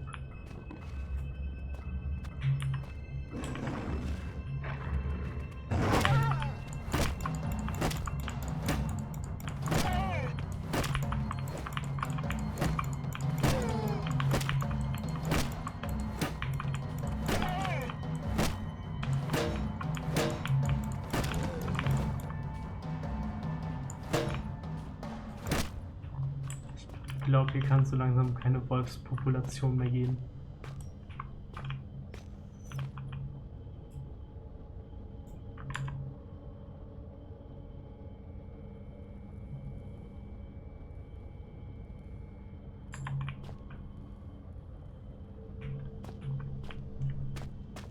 Ein Screwdriver wird mir da jetzt bringen, also gehe ich mal zur Refinery.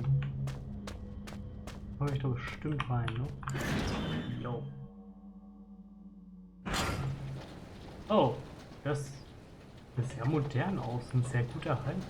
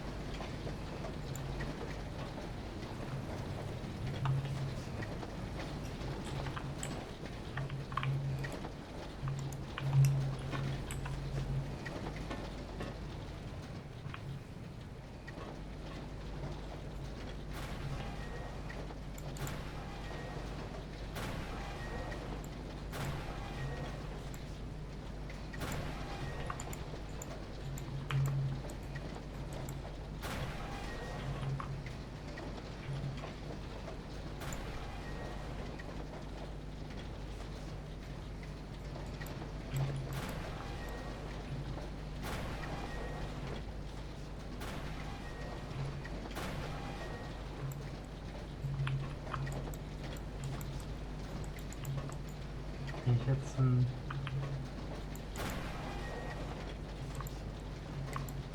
Dingens hätte.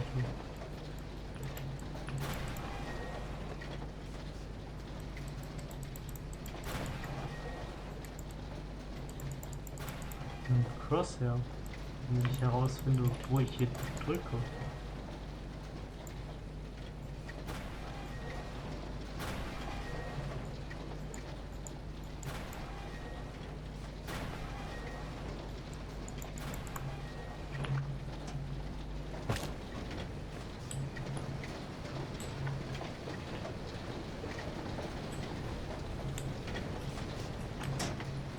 Ich muss da ja anscheinend durch.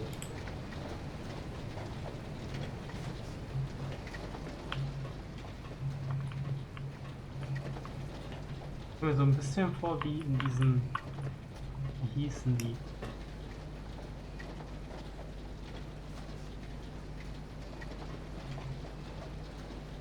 Aber willst du den Bolzenschneider?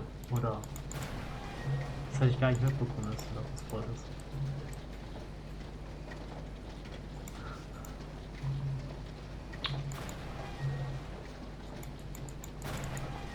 Ich weiß halt genau, was das Spiel von mir will, wahrscheinlich.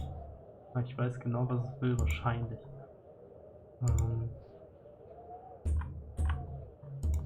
Okay, kann ich? Crosshair. Da, jetzt sind alle oben, aber ich brauche ja das Crosshair nicht mehr. Danke.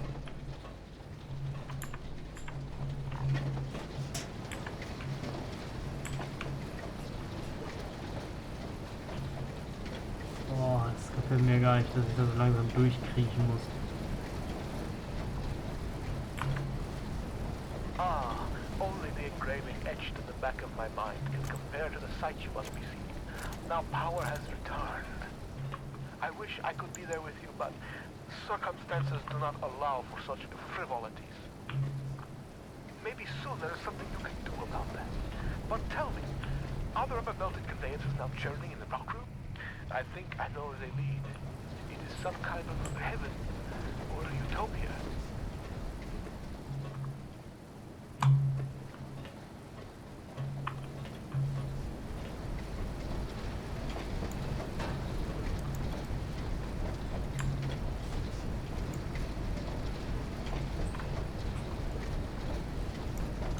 Mist.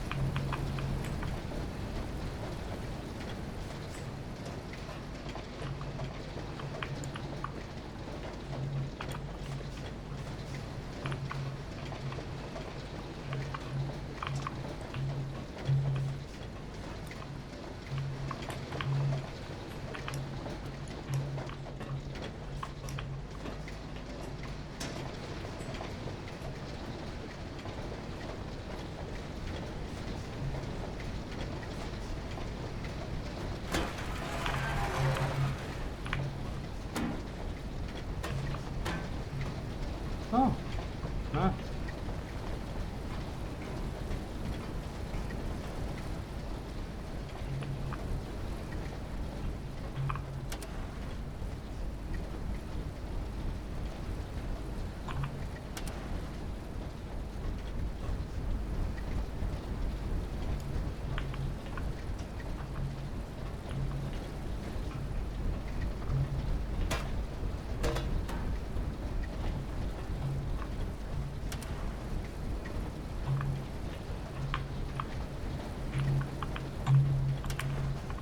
Ah. Ah. Ah. Jetzt kann ich aber den Bolt Cutter hier posen, ne? Was? Ich mach dich hier drauf. Dich hier drauf. Speisen.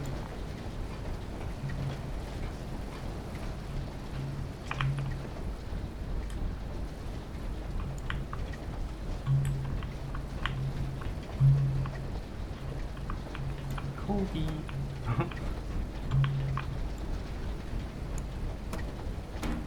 Verdammt.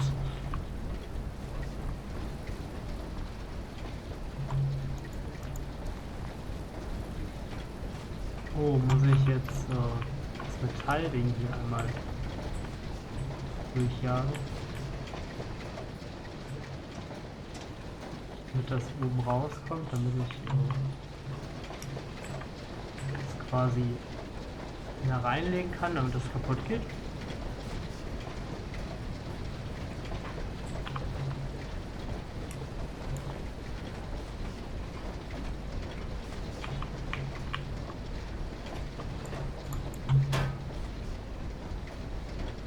Das ist eindeutig.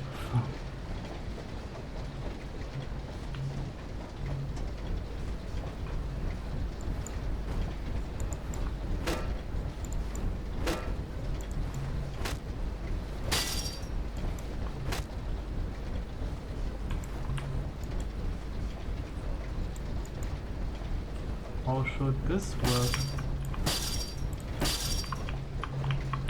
Hohe Gewalt funktioniert hier nicht. Verdammt.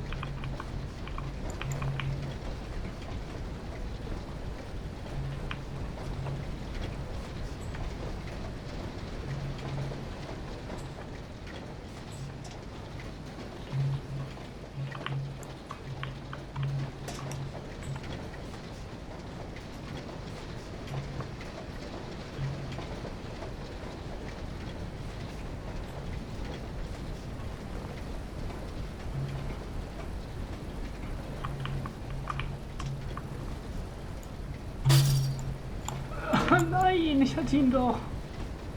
Ich hatte ihn doch in der Hand. Ich kann auch nicht weit genug springen, das wäre.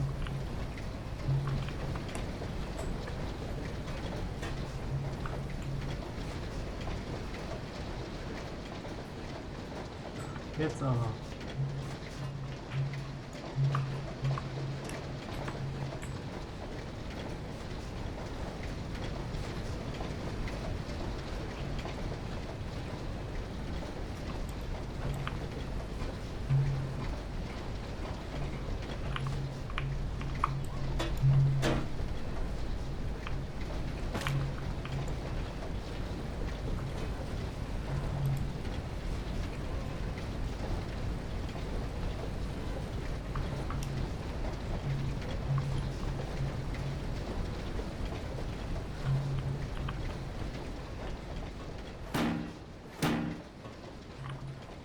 Punkt.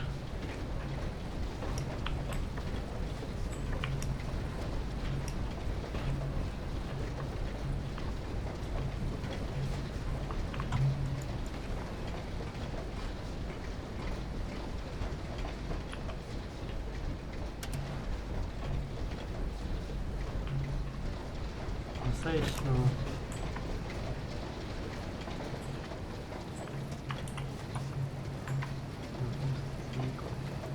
Ah nee.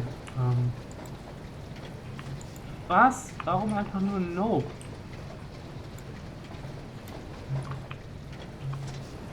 Ich will doch, dass die Maschine aufhört, sich zu bewegen.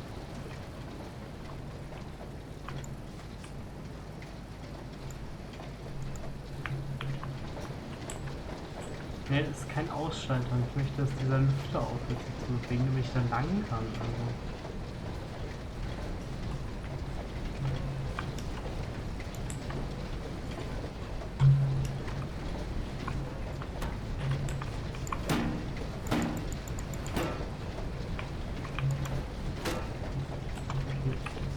Das ist es auch. So, I need to think straight.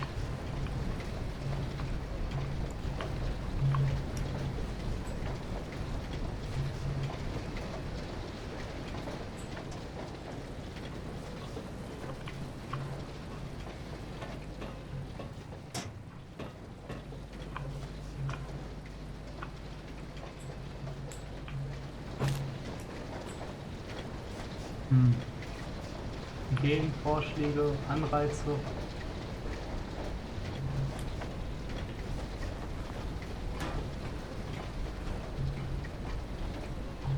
Natürlich fällst du einfach darunter.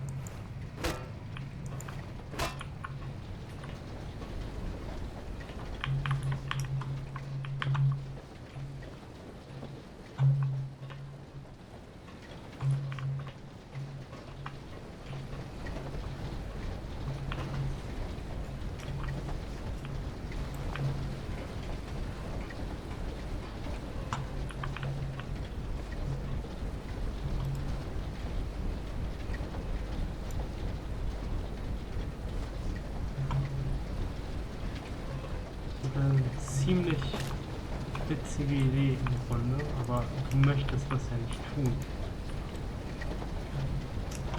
Philipp. Klassischer Philipp-Move.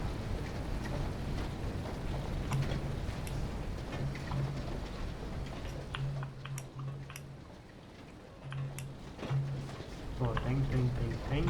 So, jetzt nochmal einen Stein.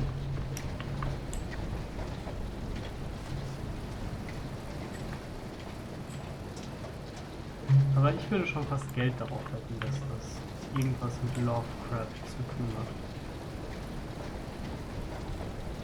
Oder inspiriert durch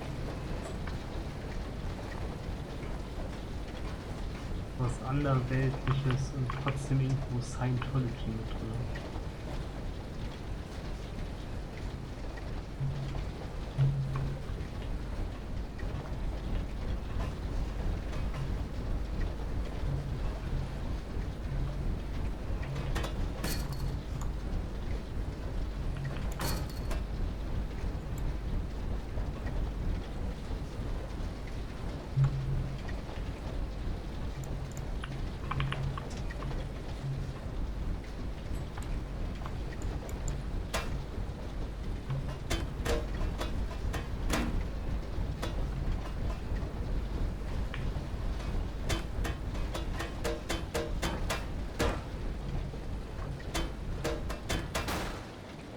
Ah, ich muss es öfter tun.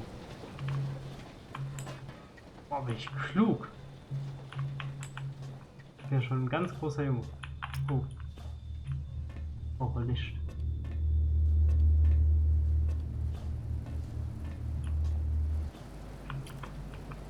If it doesn't work the first time, try again. I have gifted you with my love. Perhaps you could gift me with something. After all, the laws of politeness would be shattered if you were to appear at my party without a gift. Poor Red is so hungry. He could eat both the horse and the young riffling stable hand. Sadly, pony flesh is so hard to come by in these parts, and man meat is so bland. If your eyes happened upon a scurrying rodent, would you deliver the crunchy feast by way of a final meal? Ah, okay, Kollege Schnürschuh. Ich weiß nicht. Menschenfleisch ist so öde. Ach, du Schande.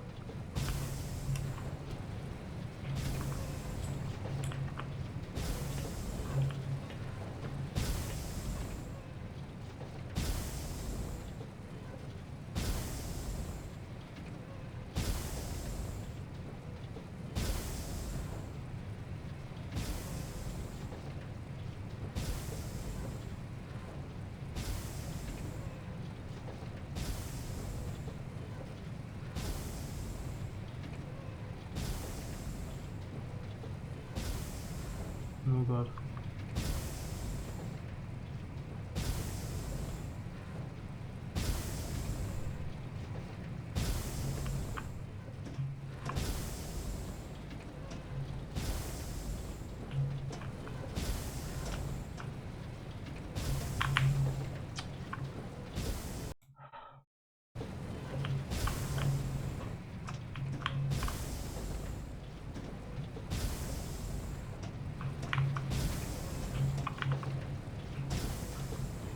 Okay.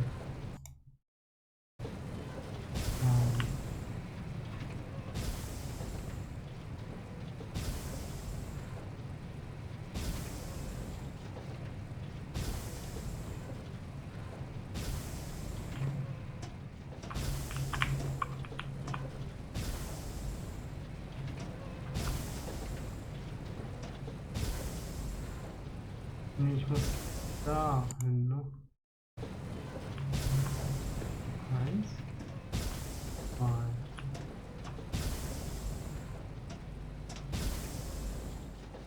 Ich muss noch einen weiteren abwarten, weil ich glaube, der hier vorne bleibt frei, ne?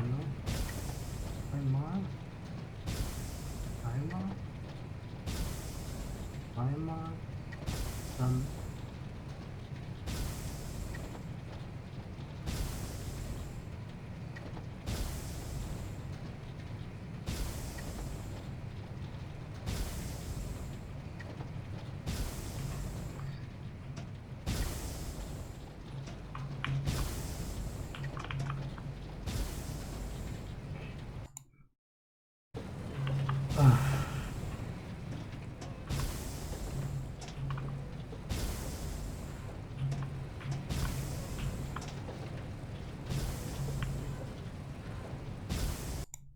muss einmal eine Runde warten.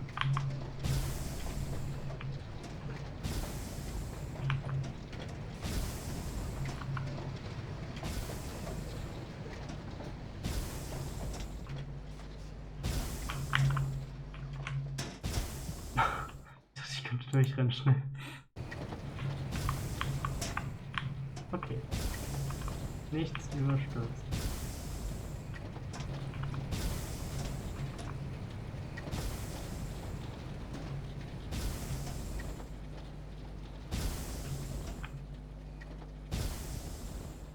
Hätte einen vorgehen können.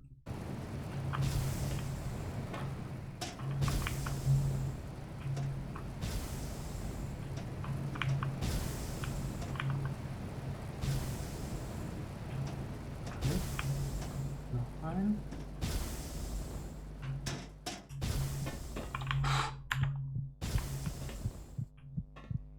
Überlebt.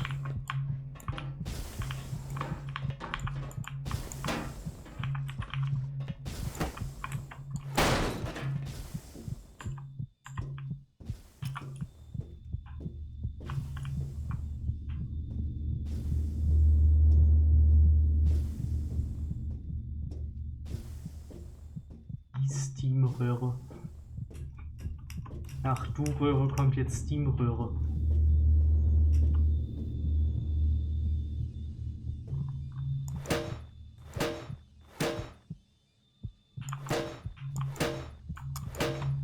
Danke, danke. Ich bin quasi einfach nur die ganze Zeit durchgerannt.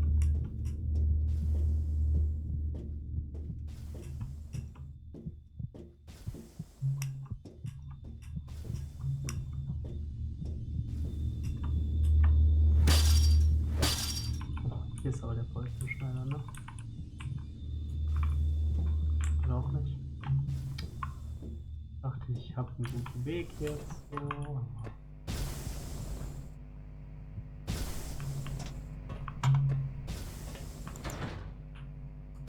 Door is jammed shut. Ah.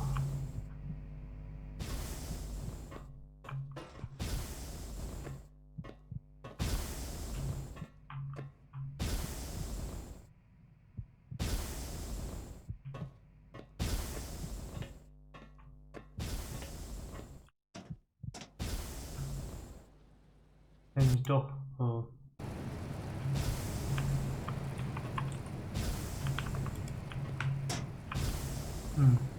Langsam.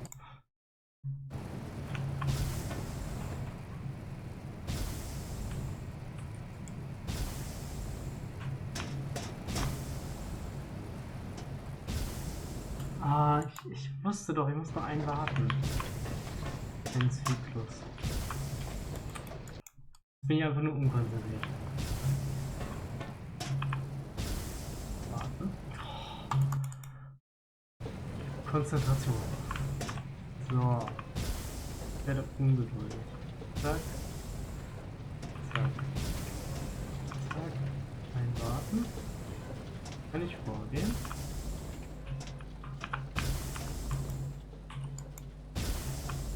Ich schwören kann ich.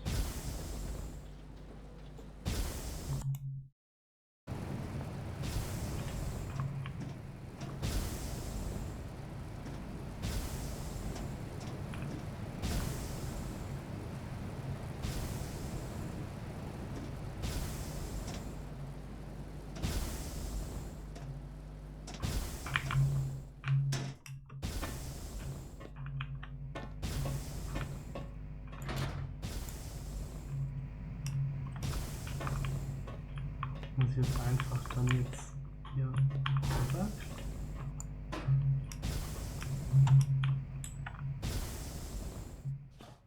Habe ich das verstehen?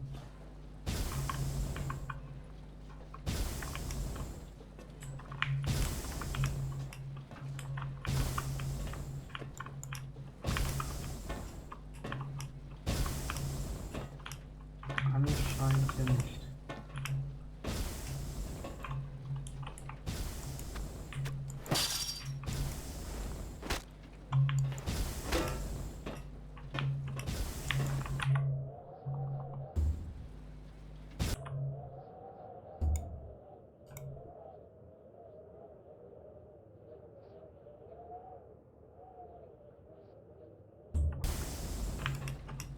Toll. Habe ich mich aufgelockt.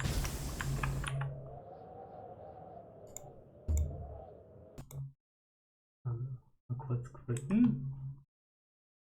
Ich wieder in dem Raum lande.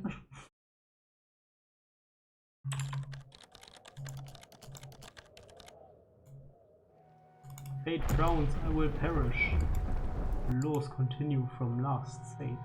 Dann sind wir doch jetzt wieder zurück in diesem Raum. So.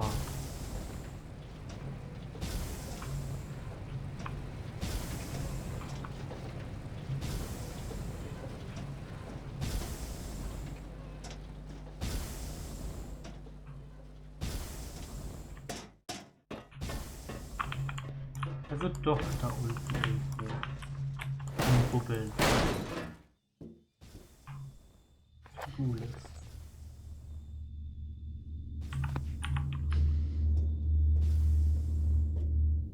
Wahrscheinlich hätte ich vorher die Druckkammern da in dem einen Ding behoben. Dann hätte auch einfach mal da drauf drücken können. Ich habe versucht, das mit dem Hammer zu bauen. Dann wäre der Steam wahrscheinlich gar nicht da gewesen.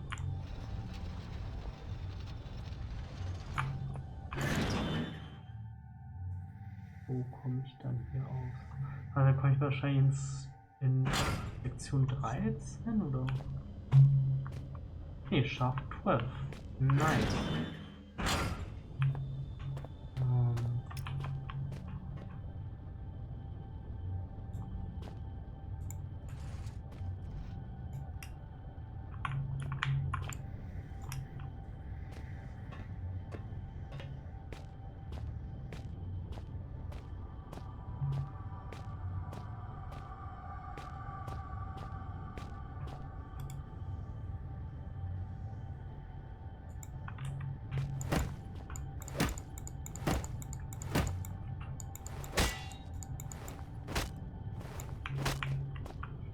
Okay.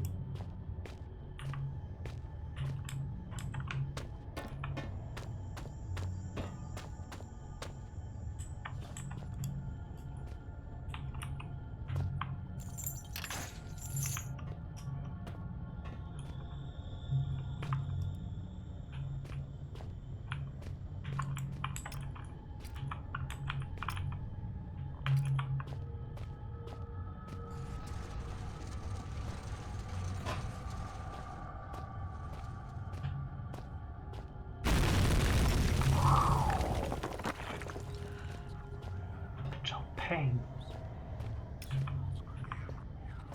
Holy shit.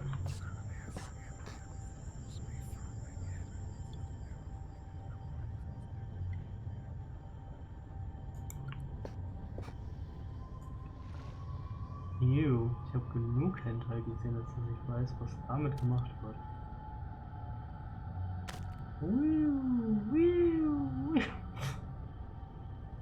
Die Elefantenrüssel wird geschwungen.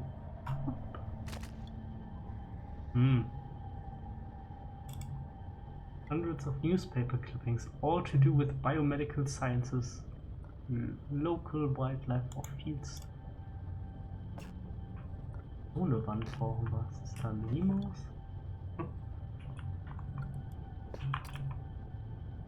Ein ziemlich grobes Skalpell. Damn. Keine Painkiller.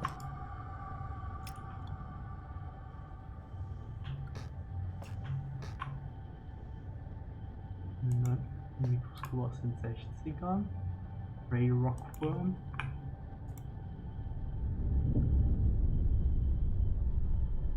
A cohort, a man with no name. It is he who opens this gateway to hell. A grin on his face, he is terrible indeed. He watches the man write, then turn. Still, father looks on, something vital in his hand. Unser Papa scheint kein netter Mensch zu sein. There, it's me. I'm inside that box and outside it. I can't get things straight in my head. Das heißt, wir sollten es kaputt machen. Bücher. Ein Projektor, ja. Gucken wir heute einen Film.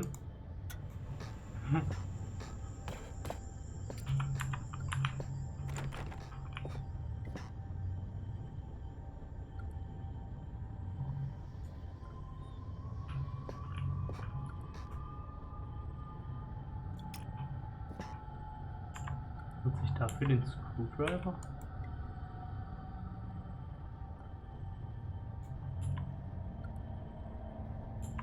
After I've pushed it out. Push it out.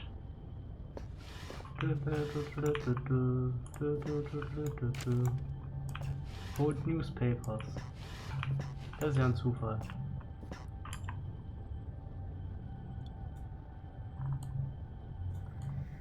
Ich brauche ich gerade nicht mehr, das brauche ich gerade nicht mehr. Die Jerky brauche ich nicht.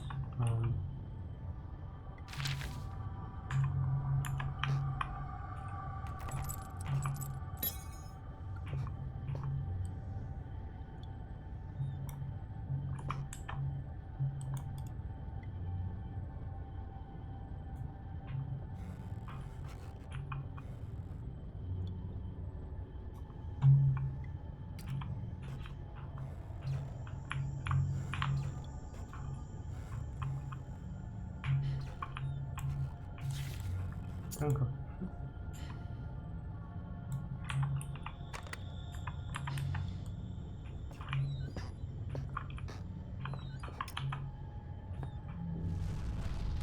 Oh, oh, da ich.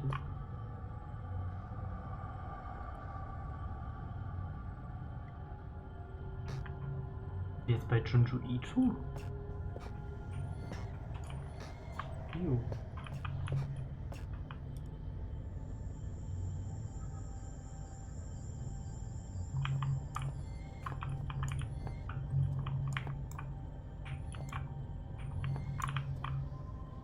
Die sehen aus wie diese Oma bei SpongeBob.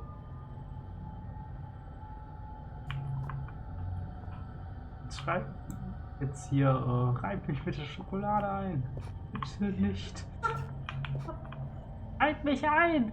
Los! Schokolade! Schokolade!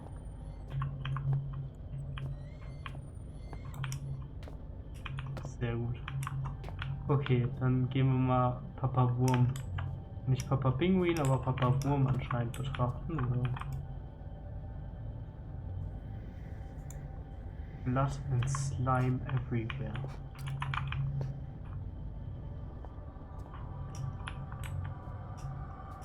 Okay, anscheinend kann ich das nicht.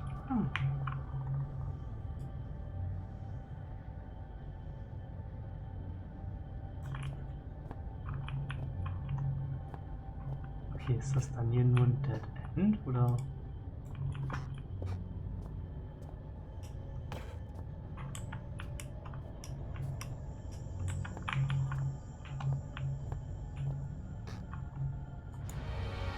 Ah!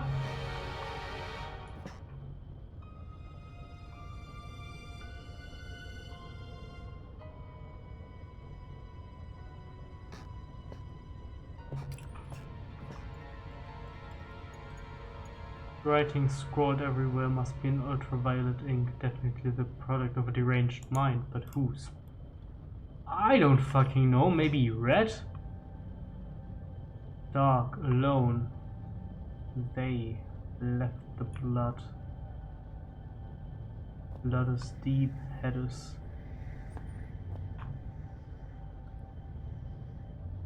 buying. Darkness eats parasite.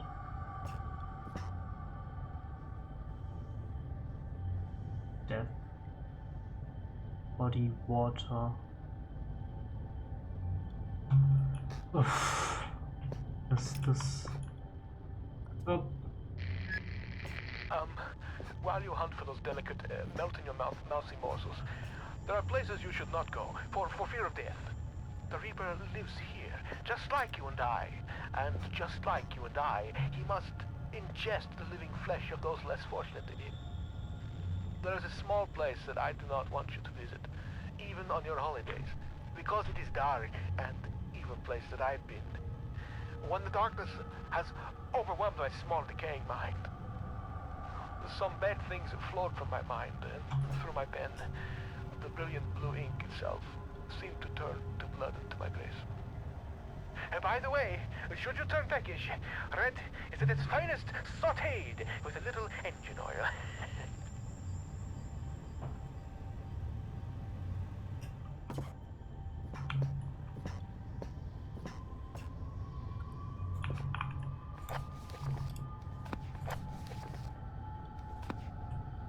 Okay. Notiz an mich selber. Red ist fucking unhinged. Holy shit. Puh. Verzichte.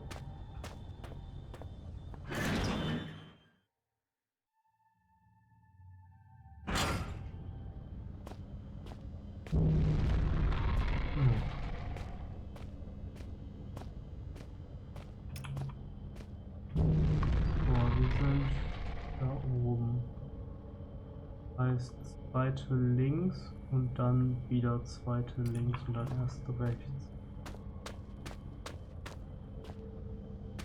1, zweite links. Dann wieder zweite links. Dann erste rechts.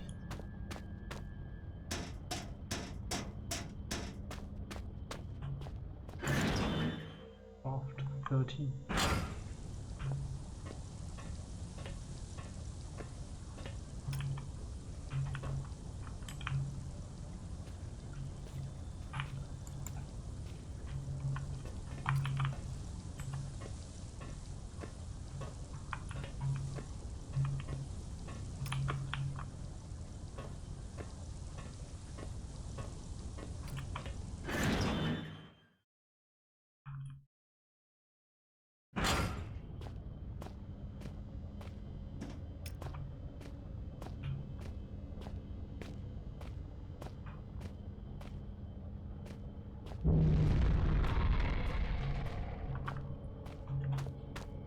Not really sold.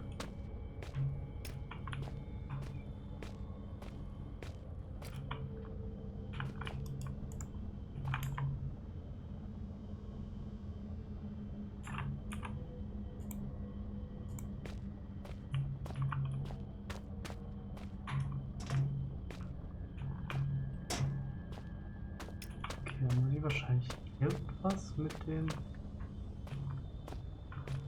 Druck machen.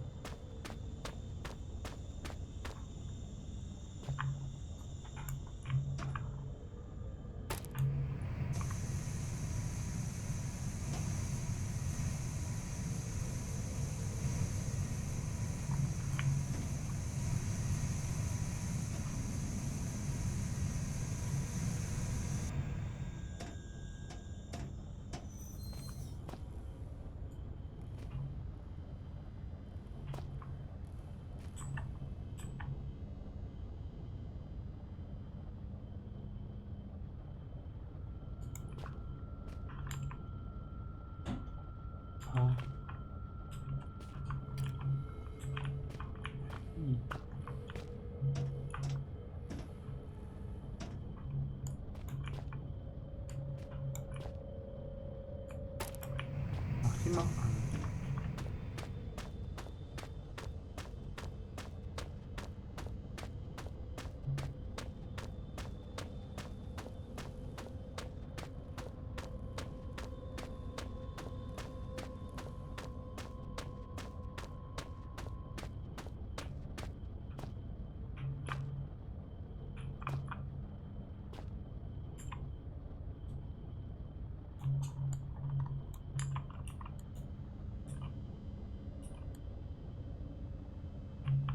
Okay.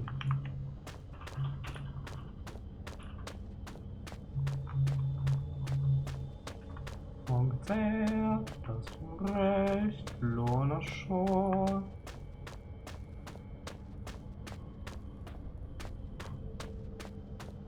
Und andere Bands. Berufstätig Lona Show. Die anderen hatte ich schon reingeführt, aber die klingen halt alle so nach Deathcore, ne? Weil ist halt alles Deathcore. Hallo.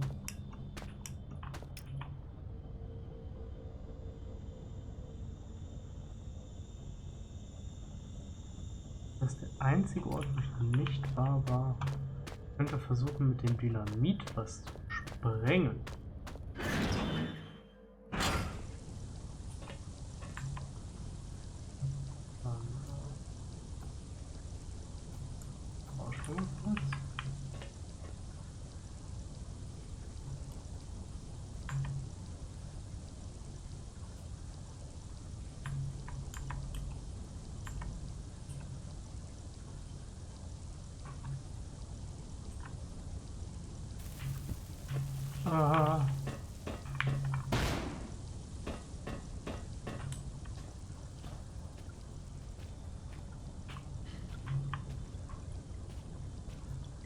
Als ob du dich da nicht gegenstemmen könntest, Kollege.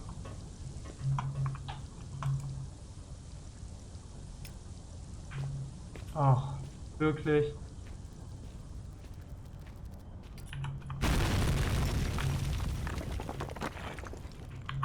Fuck me. Oh, fuck me.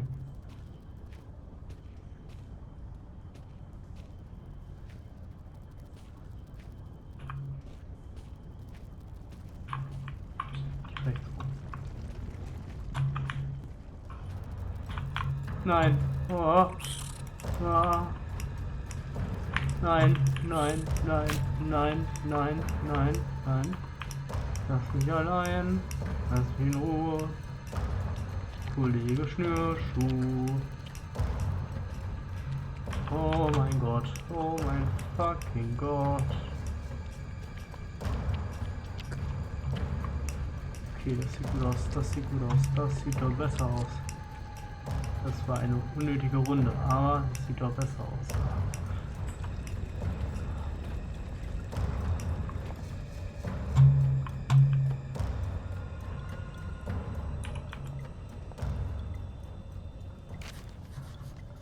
24th February 1972. I write this note in the knowledge that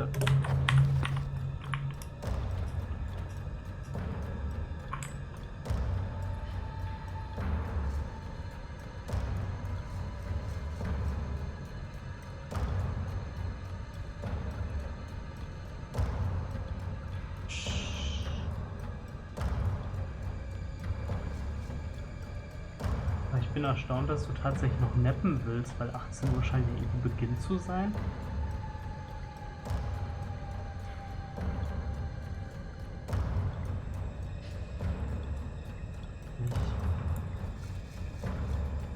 Steine davor liegen, dass du sagst, ja,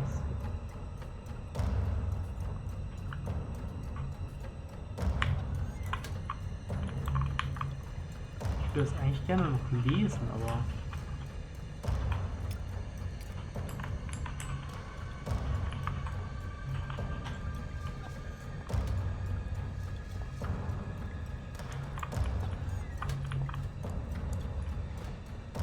hell. Noch ein Zettelchen. So direkt habe ich keine halt hier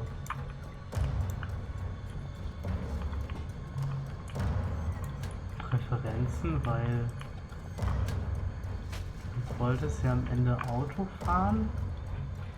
Deswegen würde ich halt behaupten, dass das wahrscheinlich am ehesten einschätzen kannst, wie das aussieht mit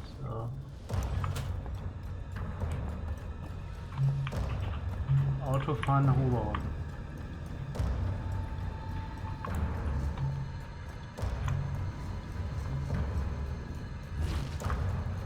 Okay.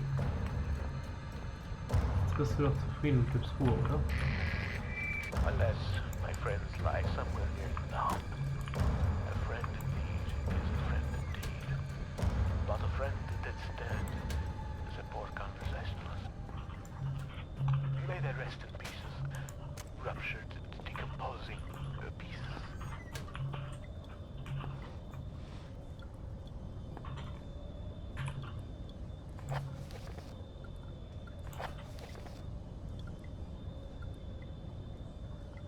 Okay. Nap klingt für mich halt immer so nach ein bisschen Nap. Okay, 24. Februar 1972. I write this note in the knowledge that I may well serve as my last will and testament. Myself and 3 other miners have been trapped beneath the main shaft to the surface for what we believe to be 3 days, but with no daylight and increasing dehydration, it's impossible to tell. The only thing keeping us alive is the hope that there could be a rescue team already on the way. We were also positive at the start, but that seems long ago now. Renton was the first to crack, sometime during the first night.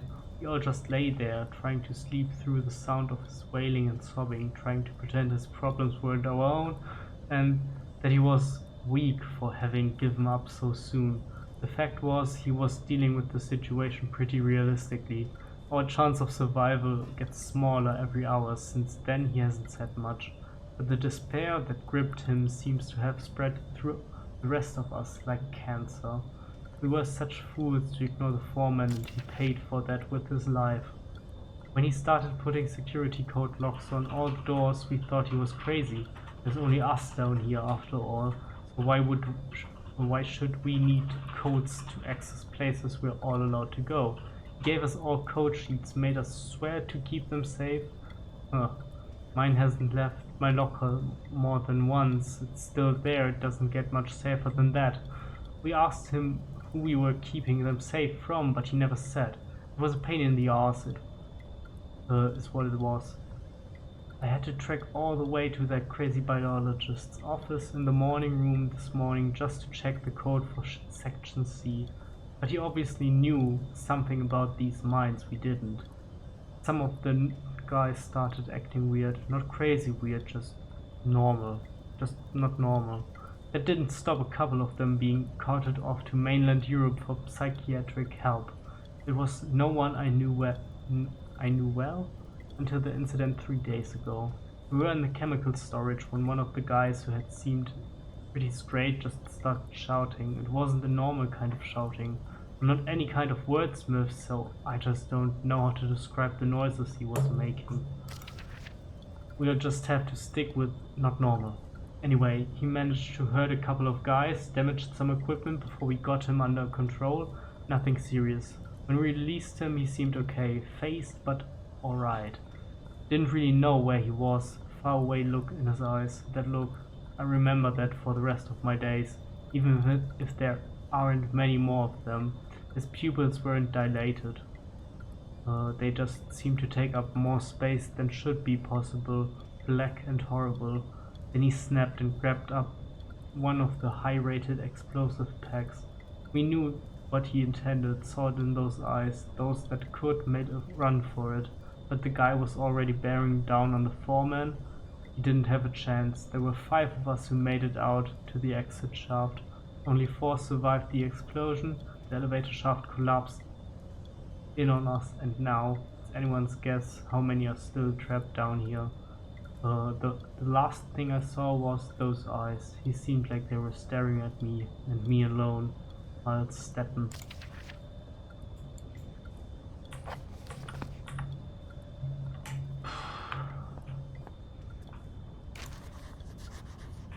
Blank Note. Ich habe eine Idee.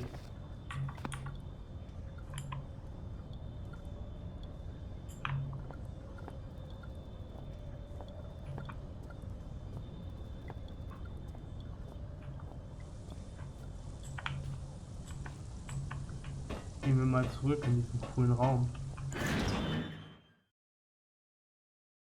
Warum parkt man nicht in der Turbinenhalle? Letztes Mal bei Bonhoeffer doch auch recht leer. Also man konnte da noch parken. Mir ist das gleich. Schau einfach, wie es für dich am besten passt. Ne? Wie gesagt, wie es dir am besten passt. Ich bin ja kein Autofahrer, ich bin da zu doof für.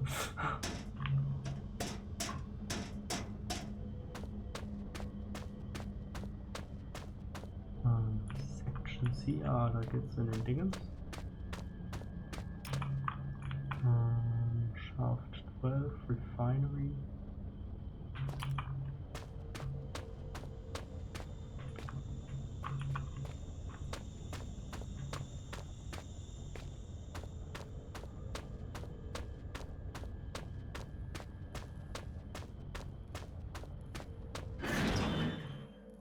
Blank Note, ne?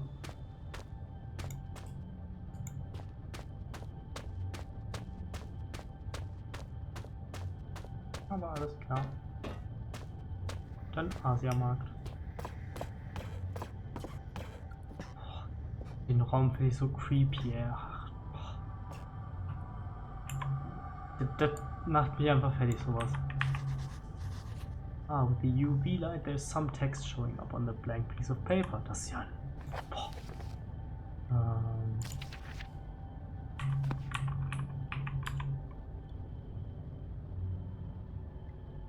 Storage password 1371. 1371. Das geht auf Dings. Mach ich einfach. Oh. 1371. Ping.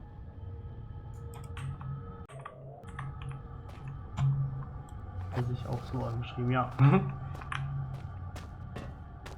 Egal, komme ich mir cooler vor.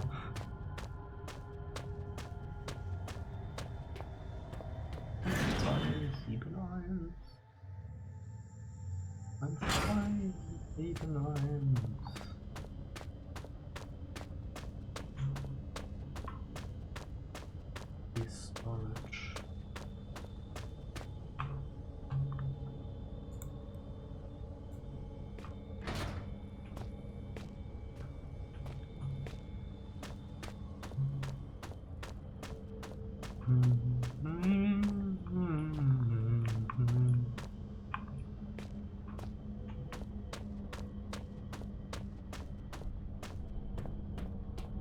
Turbinenhalle.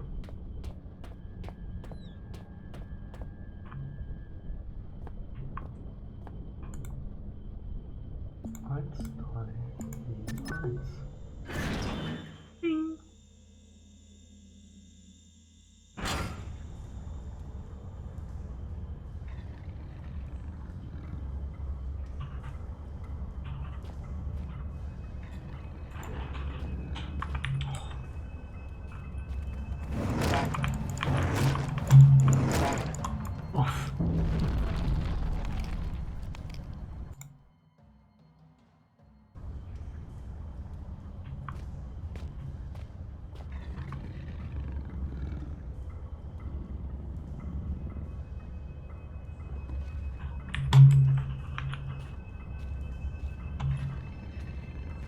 Letztens.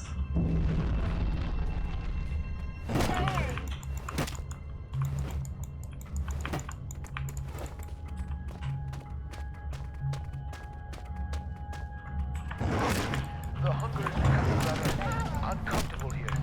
How far away are you? You cannot be far. I am held captive by a wall of stone in the northeastern mine. As in any drama, there are many roles to be played. You must act the scientist in mixing potions, act the renegade in plots of destruction. On your travels for the tools with which you will fashion my rescue, you may discover the place of my last meal. Be careful. The shiny, solid floor of water is not as solid as it seems. Poor Red was almost swallowed whole. The two foolsy men who plummeted into my domain have long since departed, though not I expect from whence they came. I ate ravenously of biped meat that day, but Red promises feasting only began when the man became pungent, when the stench of life had gone, and only the sweet aroma of decay remained. The sweet aroma of decay.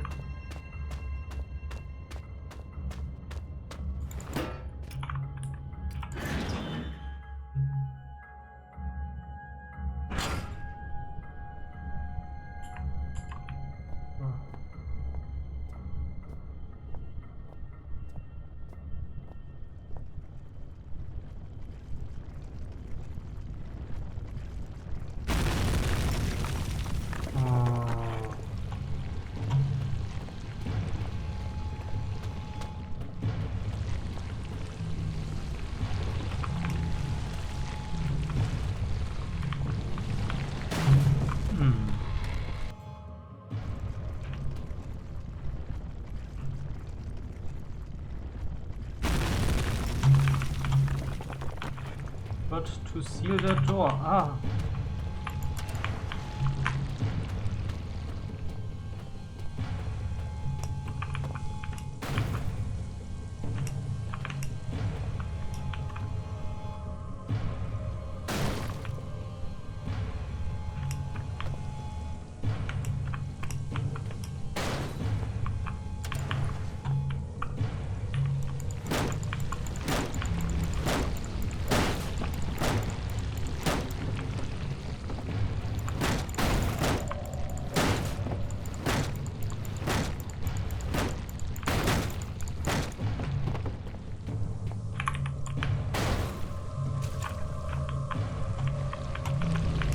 Nein!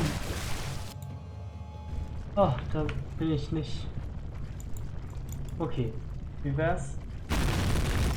Diese spannende Szene versuchen wir jetzt noch einmal. Wenn ich sie jetzt nicht schaffe, dann ist sowieso Feierabend. Wenn ich sie schaffe, haben wir einen guten Startpunkt für das nächste Mal, weil wir dann mit der Action durch sind. Und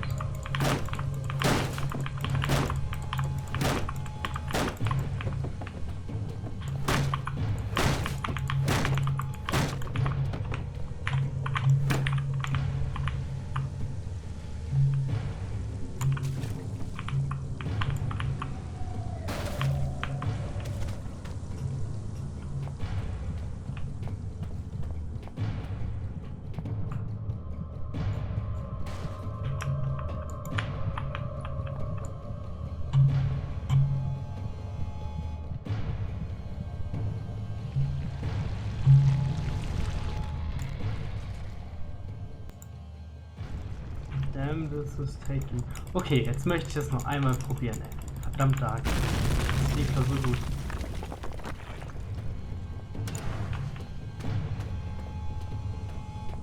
Für euch kann ich ignorieren.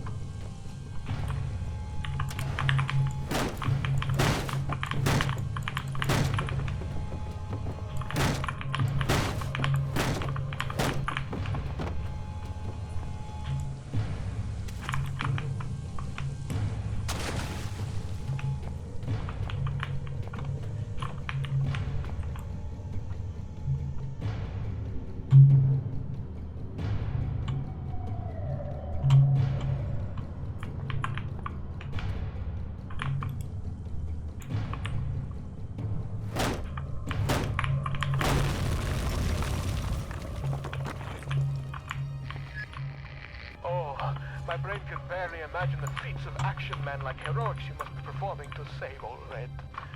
I am waiting so close now for you to blow down the walls of my earthbound prison cell and release me from this mortal coil.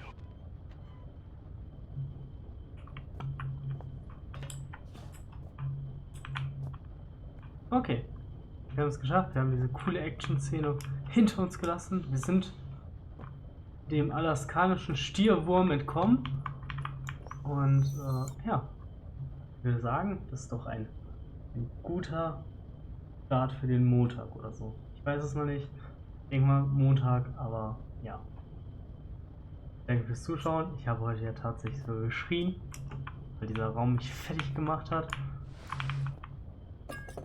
Lief doch gut. Ich hoffe, es hat Spaß gemacht und man konnte wieder was lernen. Und ich werde zwar beim nächsten Mal nicht hier oben stehen, weil ich an dem Speicherpunkt da stehe, aber Mensch, ist das eine schöne Wand und boah, ist das ein cooler Raum. Ich drücke mal hier so 11, 12. Irgendwas müsste eigentlich Screenshot sein, aber ja, egal. In diesem Sinne, danke fürs Zuschauen, bis zum nächsten Mal. Ciao, ciao.